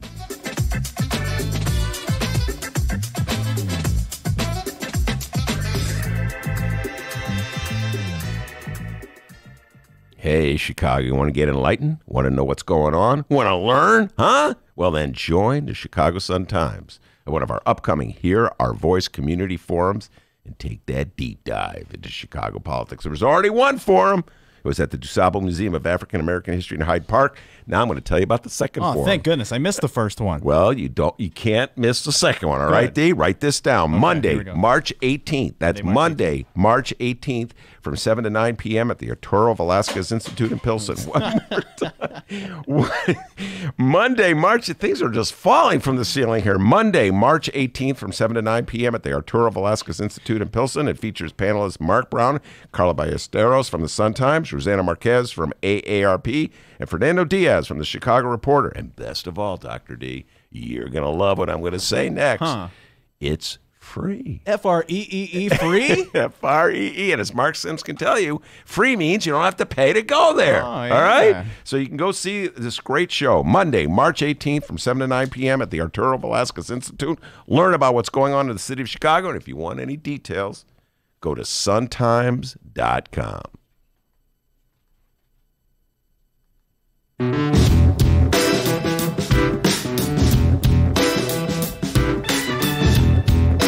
Commercial break over. Welcome back to the Ben Joravsky Show, live from the Chicago Sun-Times. Yes, indeed, we are live from the Chicago Sun-Times. Lori Lighfoot will be in the studio pretty soon. Lori Lighfoot, candidate for Mayor of the City of Chicago. A lot of questions to ask her. Marc Sims is in the studio right now. The man, the myth, the legend, pride and joy of Fenger High School. The South Side's own Marc Sims in the studio. He's staying on the South Side even if every other black person leaves. Is that what you're telling me, Marc? I'll be the old man. That's Mr. Sims live. He been there since like the 60s, man.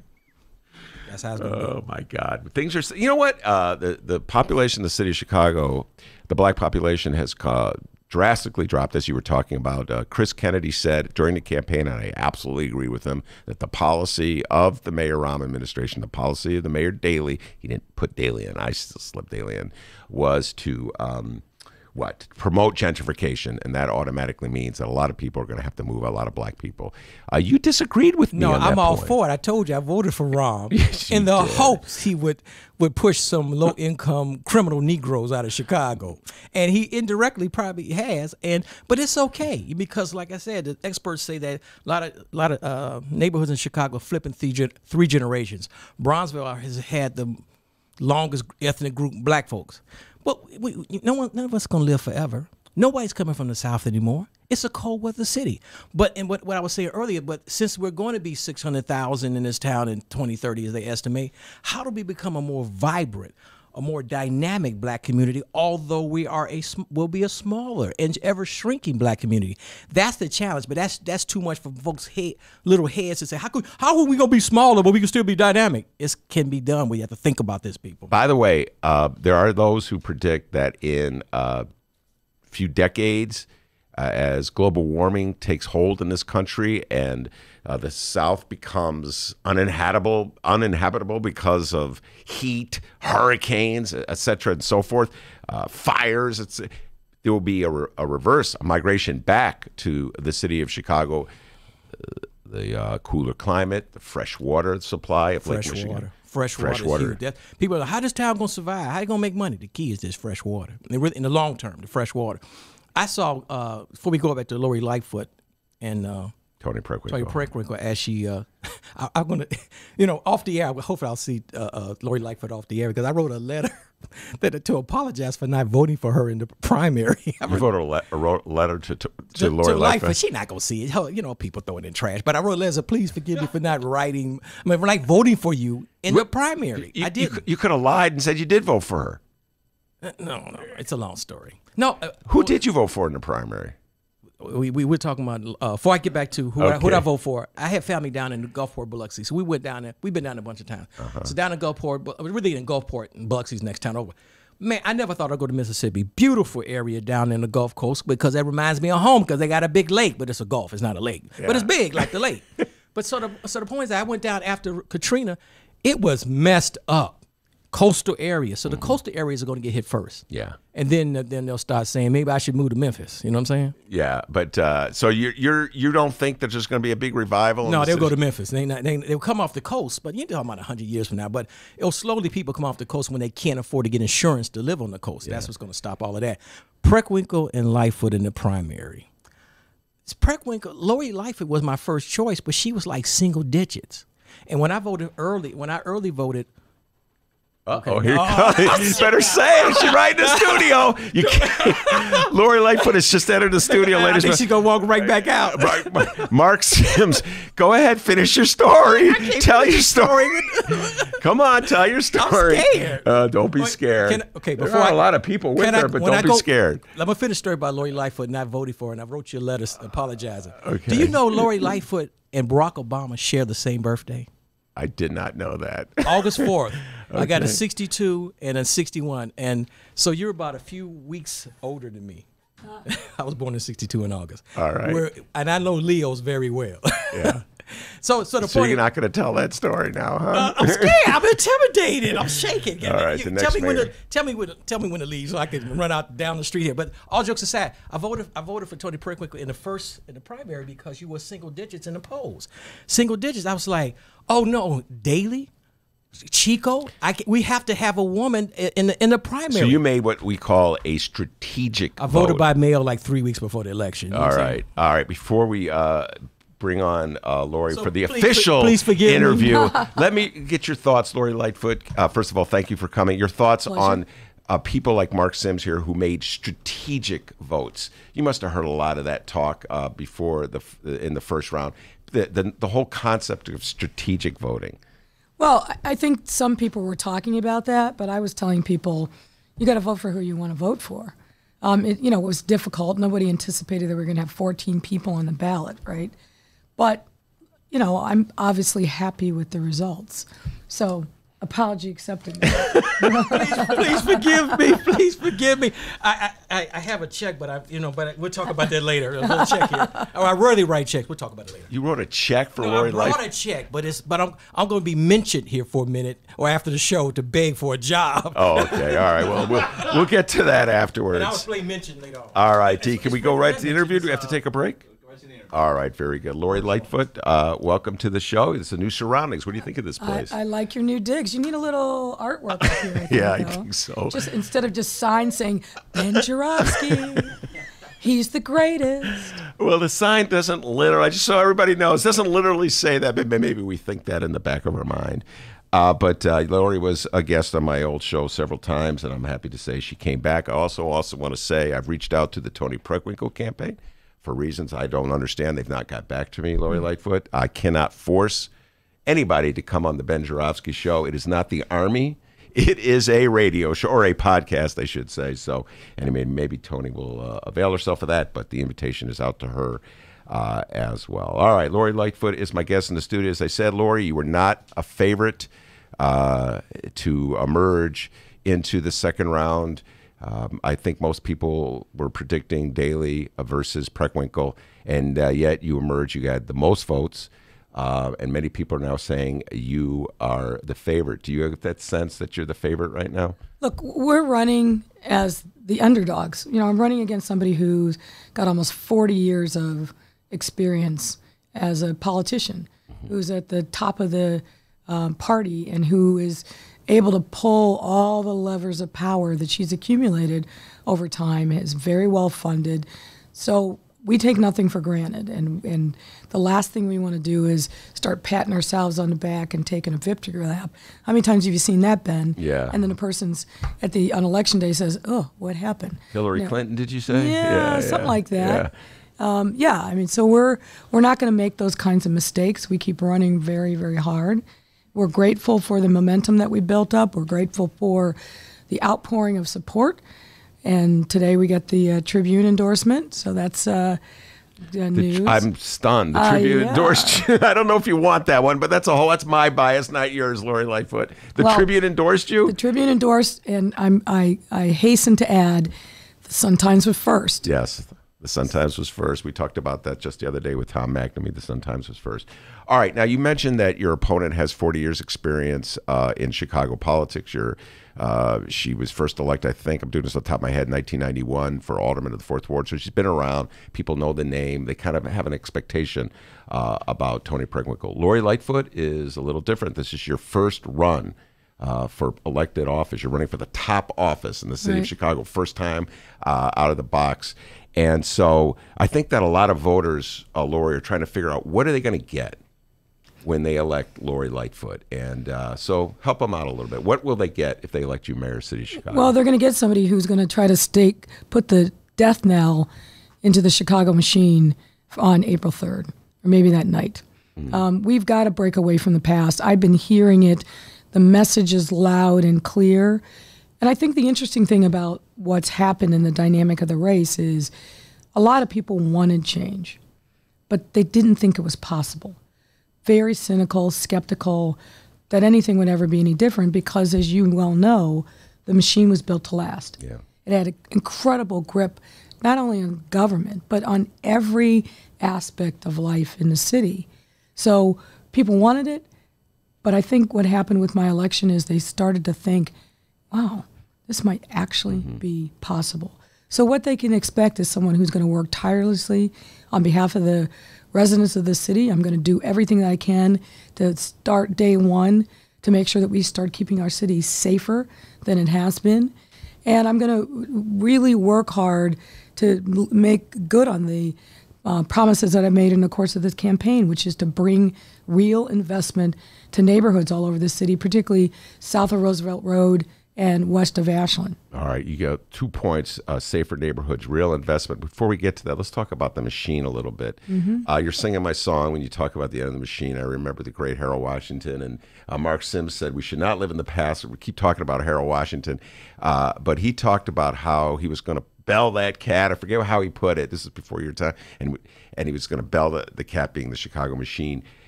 You were an appointee by Mayor Daley. He epitomizes the Chicago machine. So when did it become obvious to you that you, Lori Lightfoot, wanted to put an end to the Chicago machine? I mean, you were working essentially for the Chicago machine when you were an appointee for Daley. Well, I was actually a city employee, not an appointee. So that's an important distinction for me. Look, this is an interesting, fascinating place. I came here over 32 years ago from Washington, D.C. at a time when, I was young, I was in my 20s, and I was enthusiastic about politics. And then I got to Chicago, and I thought, ooh, this is something I've never seen before. So I've always had this fascination with how politics work in this city, but it's become very clear to me over the last few years, probably 3-4 years, that the machine doesn't work. And that's actually not even really true. It really struck me early on in my time here. And let me tell you why. I started my life in the city in Hyde Park. You leave Hyde Park, you go west through Washington Park. And I remember driving to Old Midway Airport across 55th Street. You leave Hyde Park and you see this neighborhood that hasn't been invested in, and people are hanging out on the street, and there's trash everywhere, and there's vacant lots, and on and on and on. So this is in 1986. And then you get to Western Avenue. And it's like that scene where Dorothy's leaving the dark forest and going into the Technicolor world of Oz. It's just crossing that street. The world changed. And I asked myself, look, what's right behind me, east, that I just traveled through, those neighborhoods have been represented by black elected officials for decades. Where are they? What are they doing? And then you come to learn, well, here's what the machine demands. Absolute loyalty, never questioning, complete complicity, and silence. Those are the things that fuel the machine. And that grip was so powerful that it deprived neighborhoods and people of opportunity and investment. So I kind of became aware of that early on, but the possibility of changing that has been an evolutionary period or evolutionary arc for me over a long time. I've spent a lot of time working on redistricting reform, fighting the machine, and other things that just weren't possible because of silence, complicity, and loyalty. Demanding silence, complicity, and loyalty. I've long advocated that one of the big problems in the city of Chicago is that whoever the mayor is, since 1989, the mayor has demanded silence and complicity You have to support the mayor on every position, no matter if you disagree with it or not. The whole city, mayor wants the Olympics in the city of Chicago. Everybody's got to be aboard. Corporate Chicago's got to be aboard. If you dare to speak out, they look at you like you're weird. Did you feel that pressure when you were working for, when you were in the city government during the Daley years? Did you feel that pressure to toe the line and be in complete agreement with the Daley administration? Well, I didn't really feel it until I got to City Hall, working in the city's procurement department. And I'm a person who calls it as I see it. So we started breaking some eggs and then started getting the calls from the 5th floor. So this was at a time when the FBI raided City Hall. Do you remember that summer? Oh, yeah, 2006, I want to say. 2005. Oh, 2005. And through a lot of circumstances, look, you can't work inside of government if you don't have the support of the leadership. It's very difficult. And I was at the epicenter of money and power in business in the city's procurement department. And there are a lot of people who were dining at the trough, but doing it in ways that were unfair, that had special rules. And that's not how I play. So pushing back on that, telling people that they had to play by the same rules as everybody else, didn't sit too well with them. And then phone calls started getting lobbed to the 5th floor, and then pressure started coming down on Did the us. mayor himself ever call you? No, the mayor never called. It was always some minion calling. And the minion let you know that he or she was speaking for the mayor? Yeah, well, everybody always said they were speaking for Rich Daley. That was this thing that happened. It was a very interesting phenomenon, whether it was true or not. But you knew from the person who was calling that it was done with complete authority and acceptance. And so when it became clear to me that there was only so much more we could do to really reform the procurement department, and then when the FBI was swarming, and I decided, I think wisely, that I didn't want to become somebody who spent all of my time in somebody's grand jury, I decided it was time for me to leave and go back to private practice. All right. In your mind, what was this difference between Daley and Rahm? In my mind, they're sort of cut from the same cloth. Autocratic behavior, bullying behavior. Do you see a distinction? I do, and I'm not going to say that I know either of them well, because I don't. I have very little face time with Daley, very little face time with Rahm, certainly not an intimate of either. I think the biggest line of demarcation between the two of them was Daley's incredible love of the city. I mean, he really did love the city. I think there were a lot of things you could criticize Daley for, and I know you wrote many, many columns and spilled a lot of ink on that topic, the same with Rahm. But there was this passion for Chicago. I don't think he ever aspired to be something other than the mayor of Chicago. And having grown up in the city, obviously with the family legacy that he had, you could see that. There were certain things, like one of my pet peeves right now is the fact that it's damn near impossible to travel the city with any reasonable amount of time because traffic is just out of control. Yeah. The seemingly never-ending construction at the Jane Byrne interchange, Mayor Daley would never allow that to happen. There's no chance. So there's lots of things to criticize him about. I think he valued loyalty over merit in some instances, but there are things that he was able to get done because he loved the city in a way that I don't think that Rahm ever did. And I don't think that Rahm ever really invested himself in knowing all the texture and nuance of the city and particularly the neighborhoods. He's not a person who's, I think, comfortable going out in large crowds unless they're adoring fans, praising the greater glory of Rahm. And, the one thing I learned from my old boss, Terry Hillard at the police department, sometimes you just got to go out in public and take your beating. That's what democracy is all about. That's what being a leader is all about. You just have to face the public, good or for bad. And sometimes you're going to come out of that circumstance pretty banged up, but then you pick yourself up and you go back again and do the people's work. All right, very good. Lori Lightfoot is my guest in the studio. Let's take a little deeper dive in something you already alluded to, real investment in neighborhoods. You know where I'm going to go with this, $1.3 billion. We're about to, the city council approved the zoning on the Lincoln Yards deal on the north side of Chicago, $1.3 billion in property taxes. And when the deal was done, Lori, Mayor Rahm got in front of the city council and said, this will increase our property tax yield. he had to know the way a TIF program works is you actually limit the amount of land that the public municipal bodies can tax. So it's going to increase. It does the exact opposite thing that he says in investing in an upscale neighborhood. How are you going to change it? First of all, you're going to there's still one more vote on that. You could be the mayor-elect. Are you going to go to the Chicago City Council and demand or ask them, request that they not vote for this, that they defer action on the $1.3 billion until you're mayor? I've been doing that consistently for a couple months. If I'm mayor-elect, I'm going to do everything I can to make that happen. Look, but we can't. I'm not anti-development. Development is the lifeblood of the city.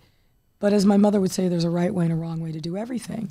The fact that people don't understand, because it hasn't been in the public view, what's the impact on transportation? What's the impact on infrastructure? What's the impact, because of this incredibly dense mini city, going to have on the surrounding neighborhood and the quality of life? And you hit the nail on the head. $1.2 billion, that land's going to be invested whether the city puts a nickel in or not. And I'm not saying that we should back away from it, but the process matters. Understanding impact matters. Engaging the people whose lives are most going to be affected on the front end and not trying to sell them some pre-made up deal that they never had any part of. That's what the flaw is in this process. And I've been very clear with that for anybody who's going to listen, particularly the Sterling Bay folks, that this is not the way we're going to do business if I'm mayor of the city. We're not going to do that. And of course, you're 100% right. It is a zero-sum game with TIF dollars. And we need to make sure that we're doing everything that we can and thinking creatively about whether can we port some of these TIF dollars into other parts of the city that desperately need that investment. Now, I think that's probably going to take a fix in Springfield, but that's something we have to think about because these other neighborhoods are starving. Mm-hmm. And when they see that amount of money put into a neighborhood on the north side, when they have nothing, you think about Roseland and Pullman and Austin. I've spent a lot of time in the last week, in particular on the west side. The only economic development that's going on over there is some churches, some funeral homes, some gas stations, liquor stores, and the occasional corner store, who, by the way, is likely owned by somebody that doesn't even live in the city and isn't hiring for the neighborhood. Mm-hmm. So when we think about that graphic example of disparity, we have to do better in this city. Do you think that there's a realistic way to get development to occur? We talk about this all the time with Marc Sims. He lives he's from Roseland originally. We always talk about the need to invest in the south side of Chicago. Lori, my sense has been that there's been a sort of benign neglect that's been going on for the last 20 years when it comes to development. Let the system just sort of run its course. Let poor people move out of the city of Chicago. Let the gentrification process move south and west from the loop. That seems to be the planning policy that the city has been following since the Daley years in the 90s. Do you think there's any realistic way to change that? I do. I think we have to. And I think you're being charitable in calling it benign. It's just abject neglect. We have to. We have to. We cannot continue to ignore the needs of people in these neighborhoods. And if you only care about the financial impact, think about the fact that we have a shrinking tax base. And we have people who are means and able are leaving the city. So that means only the super rich are going to stay here. And only the really poor and destitute are going to stay here. That gap and chasm between the haves and the have-nots, there's real tangible cost for that.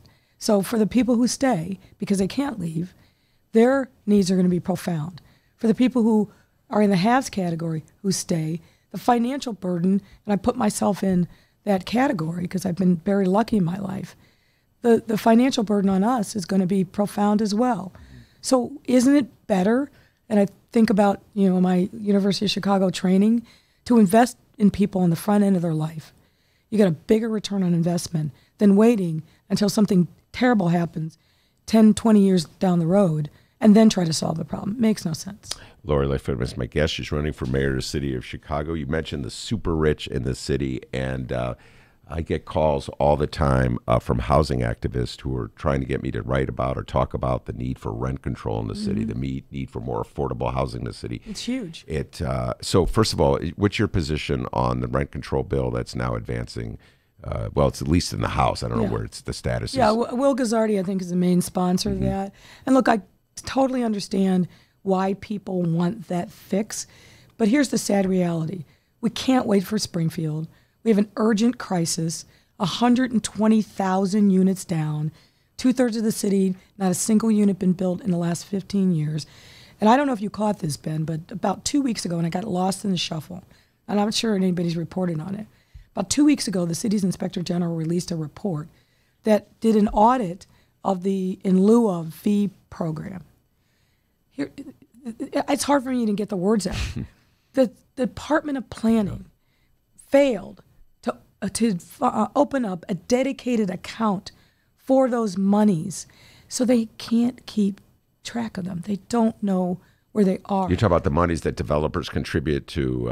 Hundreds of millions of dollars that have been poured into what was supposed to be a dedicated account, used to then build housing, and they don't have a sense of where that money's going. Well, we all know it's going into the general fund, but tell me how you even start to get your mind around that level of callousness and incompetence. It's remarkable. Well, Lori, what it seems to me is this is another example that there's really, to put it mildly, not much of a will in the city to keep Chicago as an affordable city.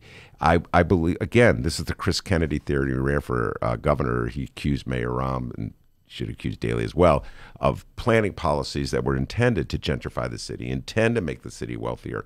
And one very concrete example of that is the formula we use to determine what is affordable housing. Now, we get into the weeds here about this, but the reality is I think it's like 60% of the area median income, and that determines the threshold of what is affordable rent. That is excluding a lot of people who are working class, $20,000 a year, $30,000, $40,000 a year. It's like saying, beat it, leave Chicago. Are you going to change that? Well, we have to change that. We can't have a city where people can't afford to live, and particularly families can't afford to live. I live in Logan Square. There's a lot of change that's gone on in the almost 15 years since I've lived there. And one of the worst is that my neighbors, who are either renters or homeowners, where that's their only asset, they're getting squeezed. Now, we have to take note of the broken, corrupt property tax system that Joe Barrios presided over and that, frankly, Tony Preckwinkle protected. But you know how this works. If downtown commercial properties are undervalued, you got to make up that money somewhere. And that is being made up on the backs of low income, mostly people of color who own their homes. So residential property owners are bearing the brunt of that broken and corrupt system. So we have to fix that. I'm not going to be a mayor who stands silently in the face of that kind of inequity. I like Fritz Kage a lot, but I'm going to be active and engaged in pressing him to fix that system as quickly as possible so we can give people relief. All right. Now, understand the irony of this.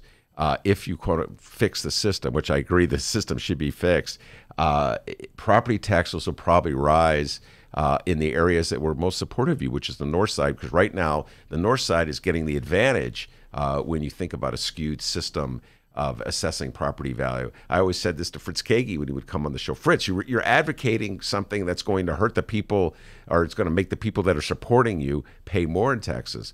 How do you deal with that? Look, I'm not sure about that, because I'm hearing from a lot of people in those lakefront wards that they're already getting crushed. They got the new property tax assessment that's still on the old system, and it's doubled and tripled in ways that seem incredibly arbitrary. So thank you, Joe Barrios, for that parting gift. That's got to be fixed. Look, what people understand is that we have to pay our fair share of taxes to support the common good. And I don't think most people disagree with that, particularly not in this very, very blue city. But they want fairness and they want competence in government. So I get pressed all the time, hey, what are you going to do about the pension problem, this and this? And what I say is this: we have to make the case for revenue. People feel like they're getting nickel to dime, they're getting taxed to death. that government's unresponsive. They're not getting services for their hard-earned tax dollars. So one of the I think the critical functions that I have to invest in early on if I become mayor is demonstrating to people that we're going to run city government in a very different way, in a much more cost-effective way. We are literally collecting tax dollars, putting it on paper and lighting them on, putting them on a table and lighting them on fire, because we are wasting an outrageous amount of money. The presumption seems to be, well, here's this big box, a piggy bank, if you will. This is city government, and we just need to keep finding sources of revenue to feed the beast, rather than saying, do we need this? Do we need that? Can we do this more efficiently? Those are the kind of questions that I'm going to answer, and why we have to have a risk manager. Are you ready to put any proposals on the table? We used to joke all the time about trying to get J.B. Pritzker, try to pin J.B. Pritzker down when he was running for governor on what his tax rates would be under the progressive tax plan, or how he's going to raise revenues. Most politicians, and this is your first time out, but you're already learning the game, most politicians that are running for office don't put any specific proposals out because they don't want the hit ad to come at them. Yeah. So are you willing to put any specific I'm not even going to waste my time trying to pin you down. Just tell me this. Are you going to put any specific proposals down for new forms of money to try to fund government? Well, look, we haven't landed on what the menu of options has to be, and it can't be one thing. It's got to be multiple things. But the instructions that I've given to my finance team is this.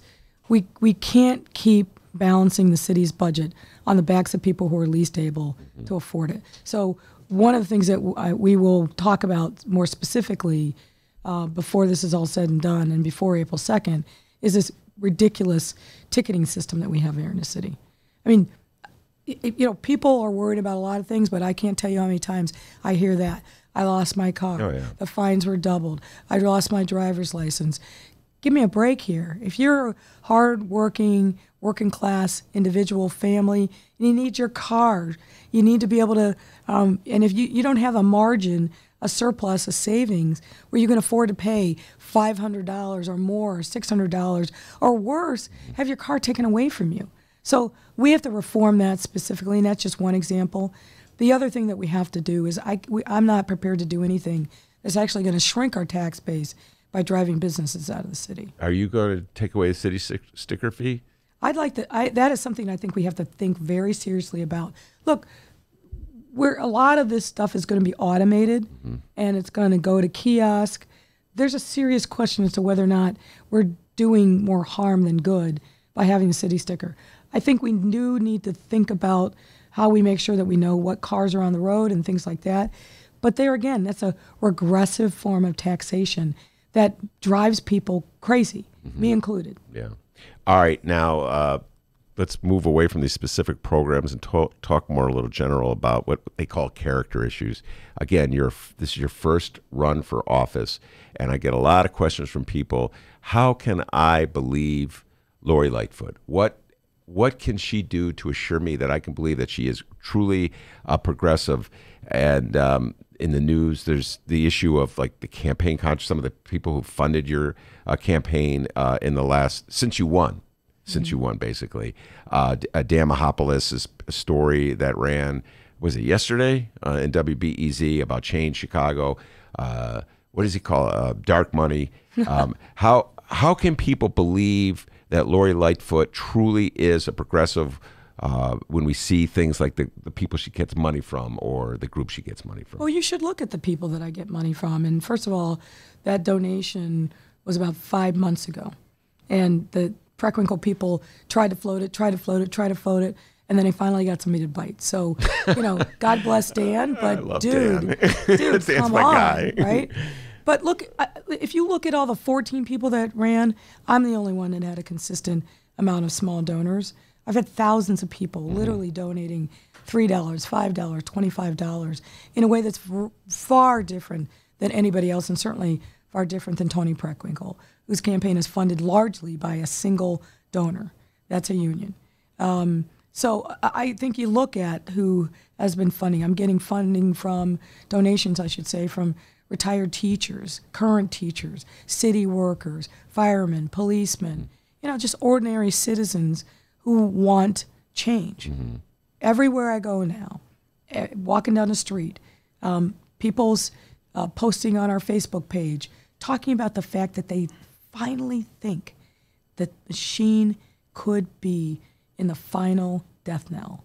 They want change. They want to believe that we have the opportunity to have an independent leader in city government for the first time since Harold Washington in 1986 when he met his untimely death, in 1987 when he met his untimely death.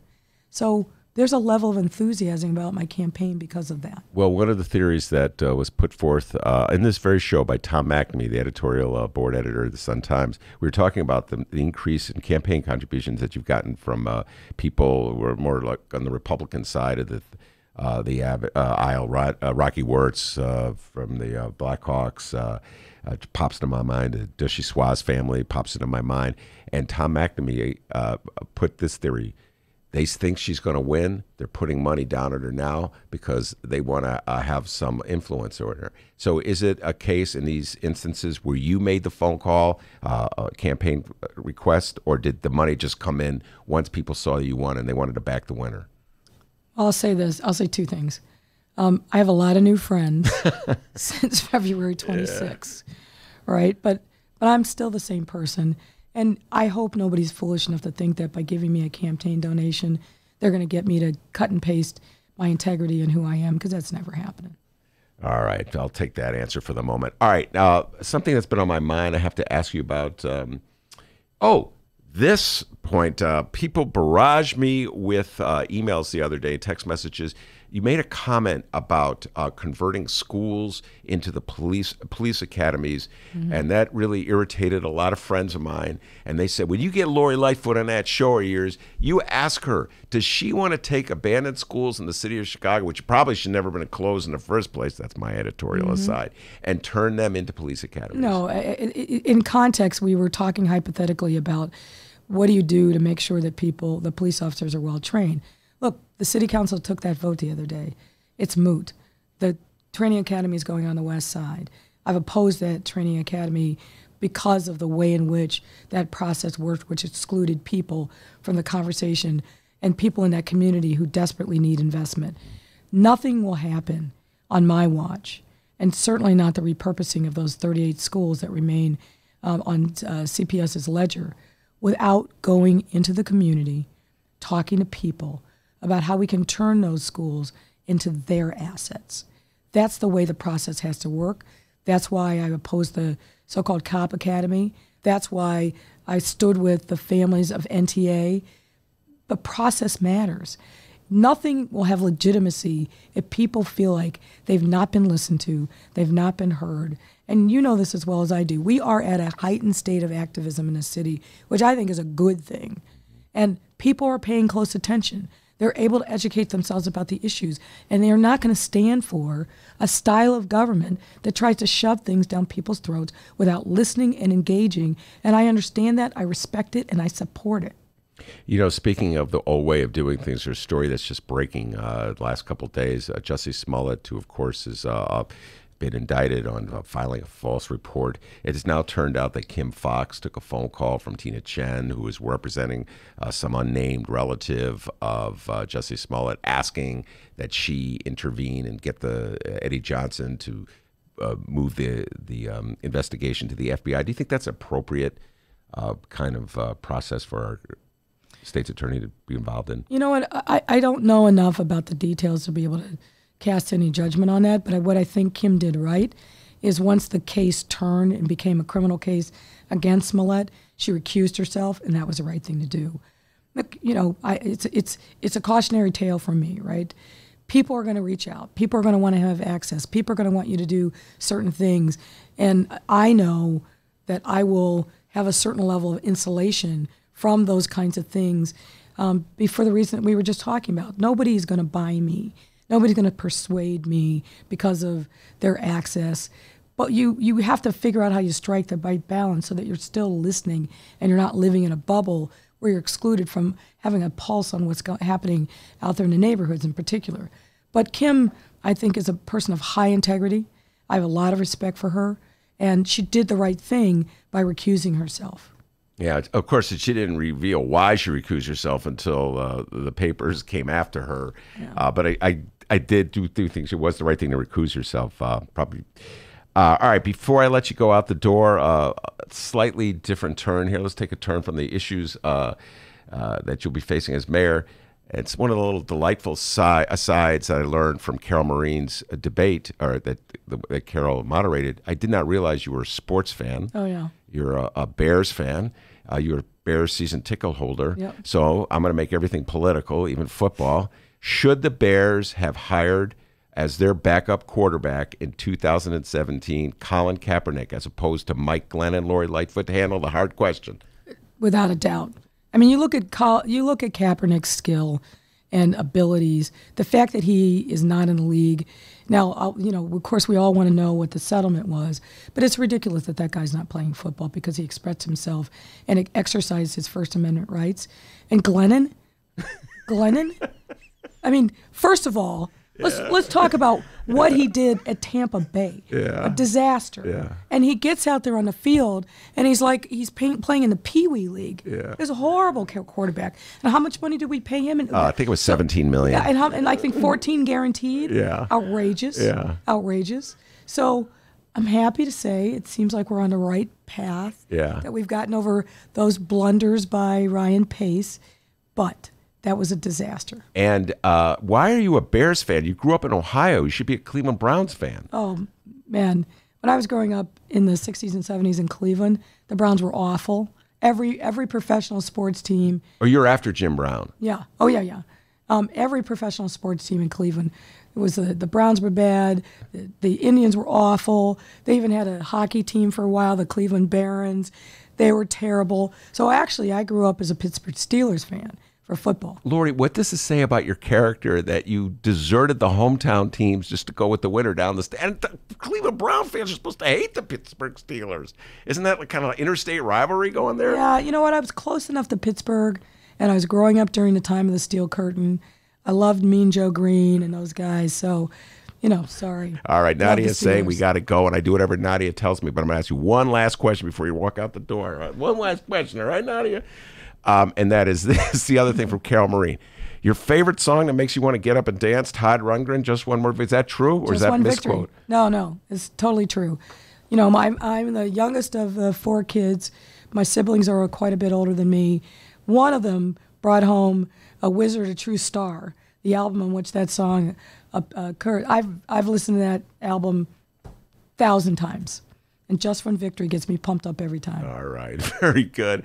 That's one of Dennis's favorites, Todd. He actually never heard of Todd Rundgren until you said. Never heard so you're helping educate millennials already. You're helping our millennial population in the city of Chicago. Lori Lightfoot, I know you got to get out of here. Nadia, who calls the shots, is saying go, go, go. Thank you very much for coming, and I appreciate it, and best of luck to you, all right? Thank you. My pleasure. All right, that is Lori Lightfoot. I'm Ben Joravsky. We'll be right back after this.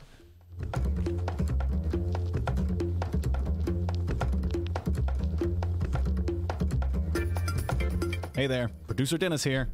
Thanks for finding and listening to the brand new Ben Joravsky Show. All right, so here's how this works. The Ben Joravsky Show live streams on the Chicago Sun-Times YouTube channel Tuesday through Friday, 1 until 3 p.m. Once the show is over, you can listen to the replay on our YouTube channel, or we throw it online for you to download by 4 p.m. Where can you download the Ben Joravsky Show, you may be asking yourself? Well, you may be asking yourself a fantastic question.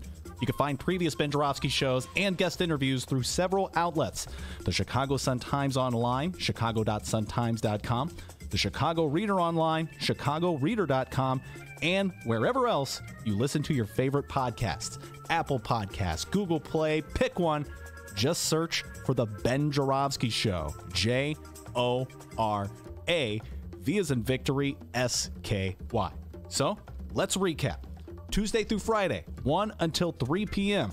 Live streamed on the Chicago Sun-Times YouTube channel and downloadable by 4 at chicago.suntimes.com, chicagoreader.com, and wherever else you listen to your favorite podcast. Yes, the Ben Joravsky Show is back. We're live and downloaded. Tell your friends and enjoy the rest of the show.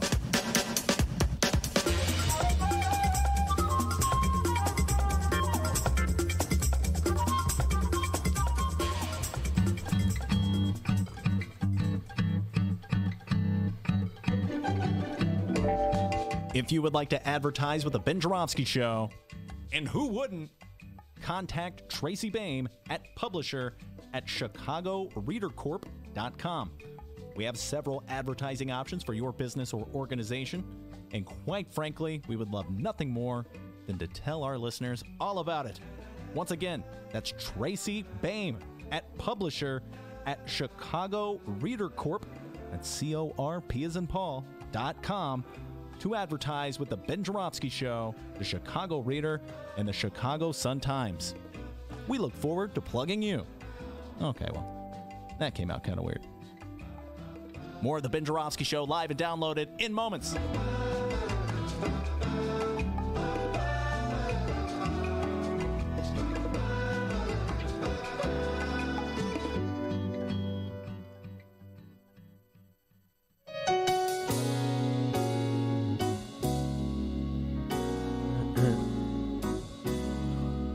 Welcome back to the Ben Joravsky Show.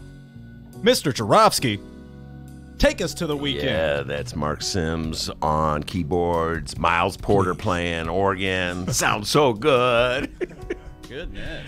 Lori Lighfoot has left the building. Ladies and gentlemen, Lori Lighfoot has left the building. I know we should be off the air, but I just had so much fun interviewing Lori.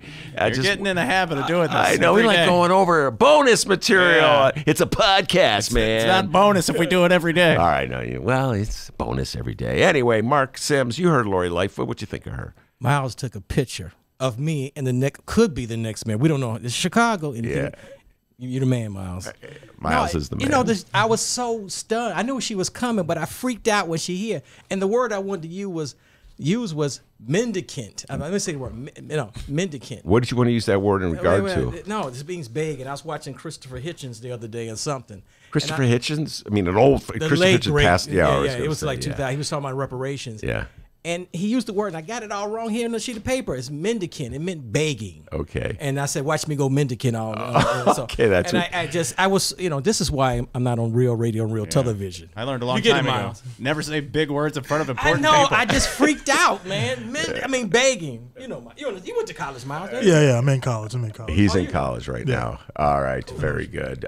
Marc Sims is my guest. I'm going to go through the guests. Rummana Hussain, excellent. The Rummana Rundown. The Rummana Rundown. Every Friday in the Ben Joravsky Show. Marc Sims making his return. Pride and Joy of Fenger High.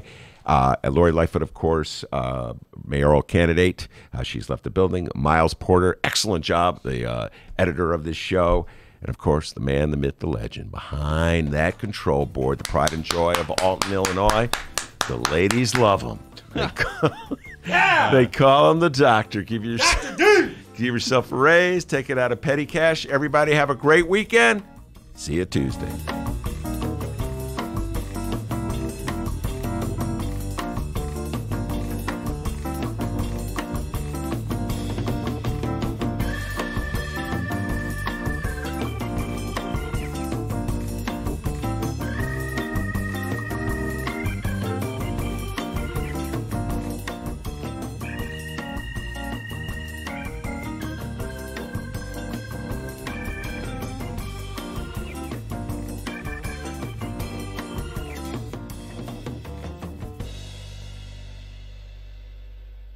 And there you are. The Ben Joravsky Show for your Friday, March 15th is in the books.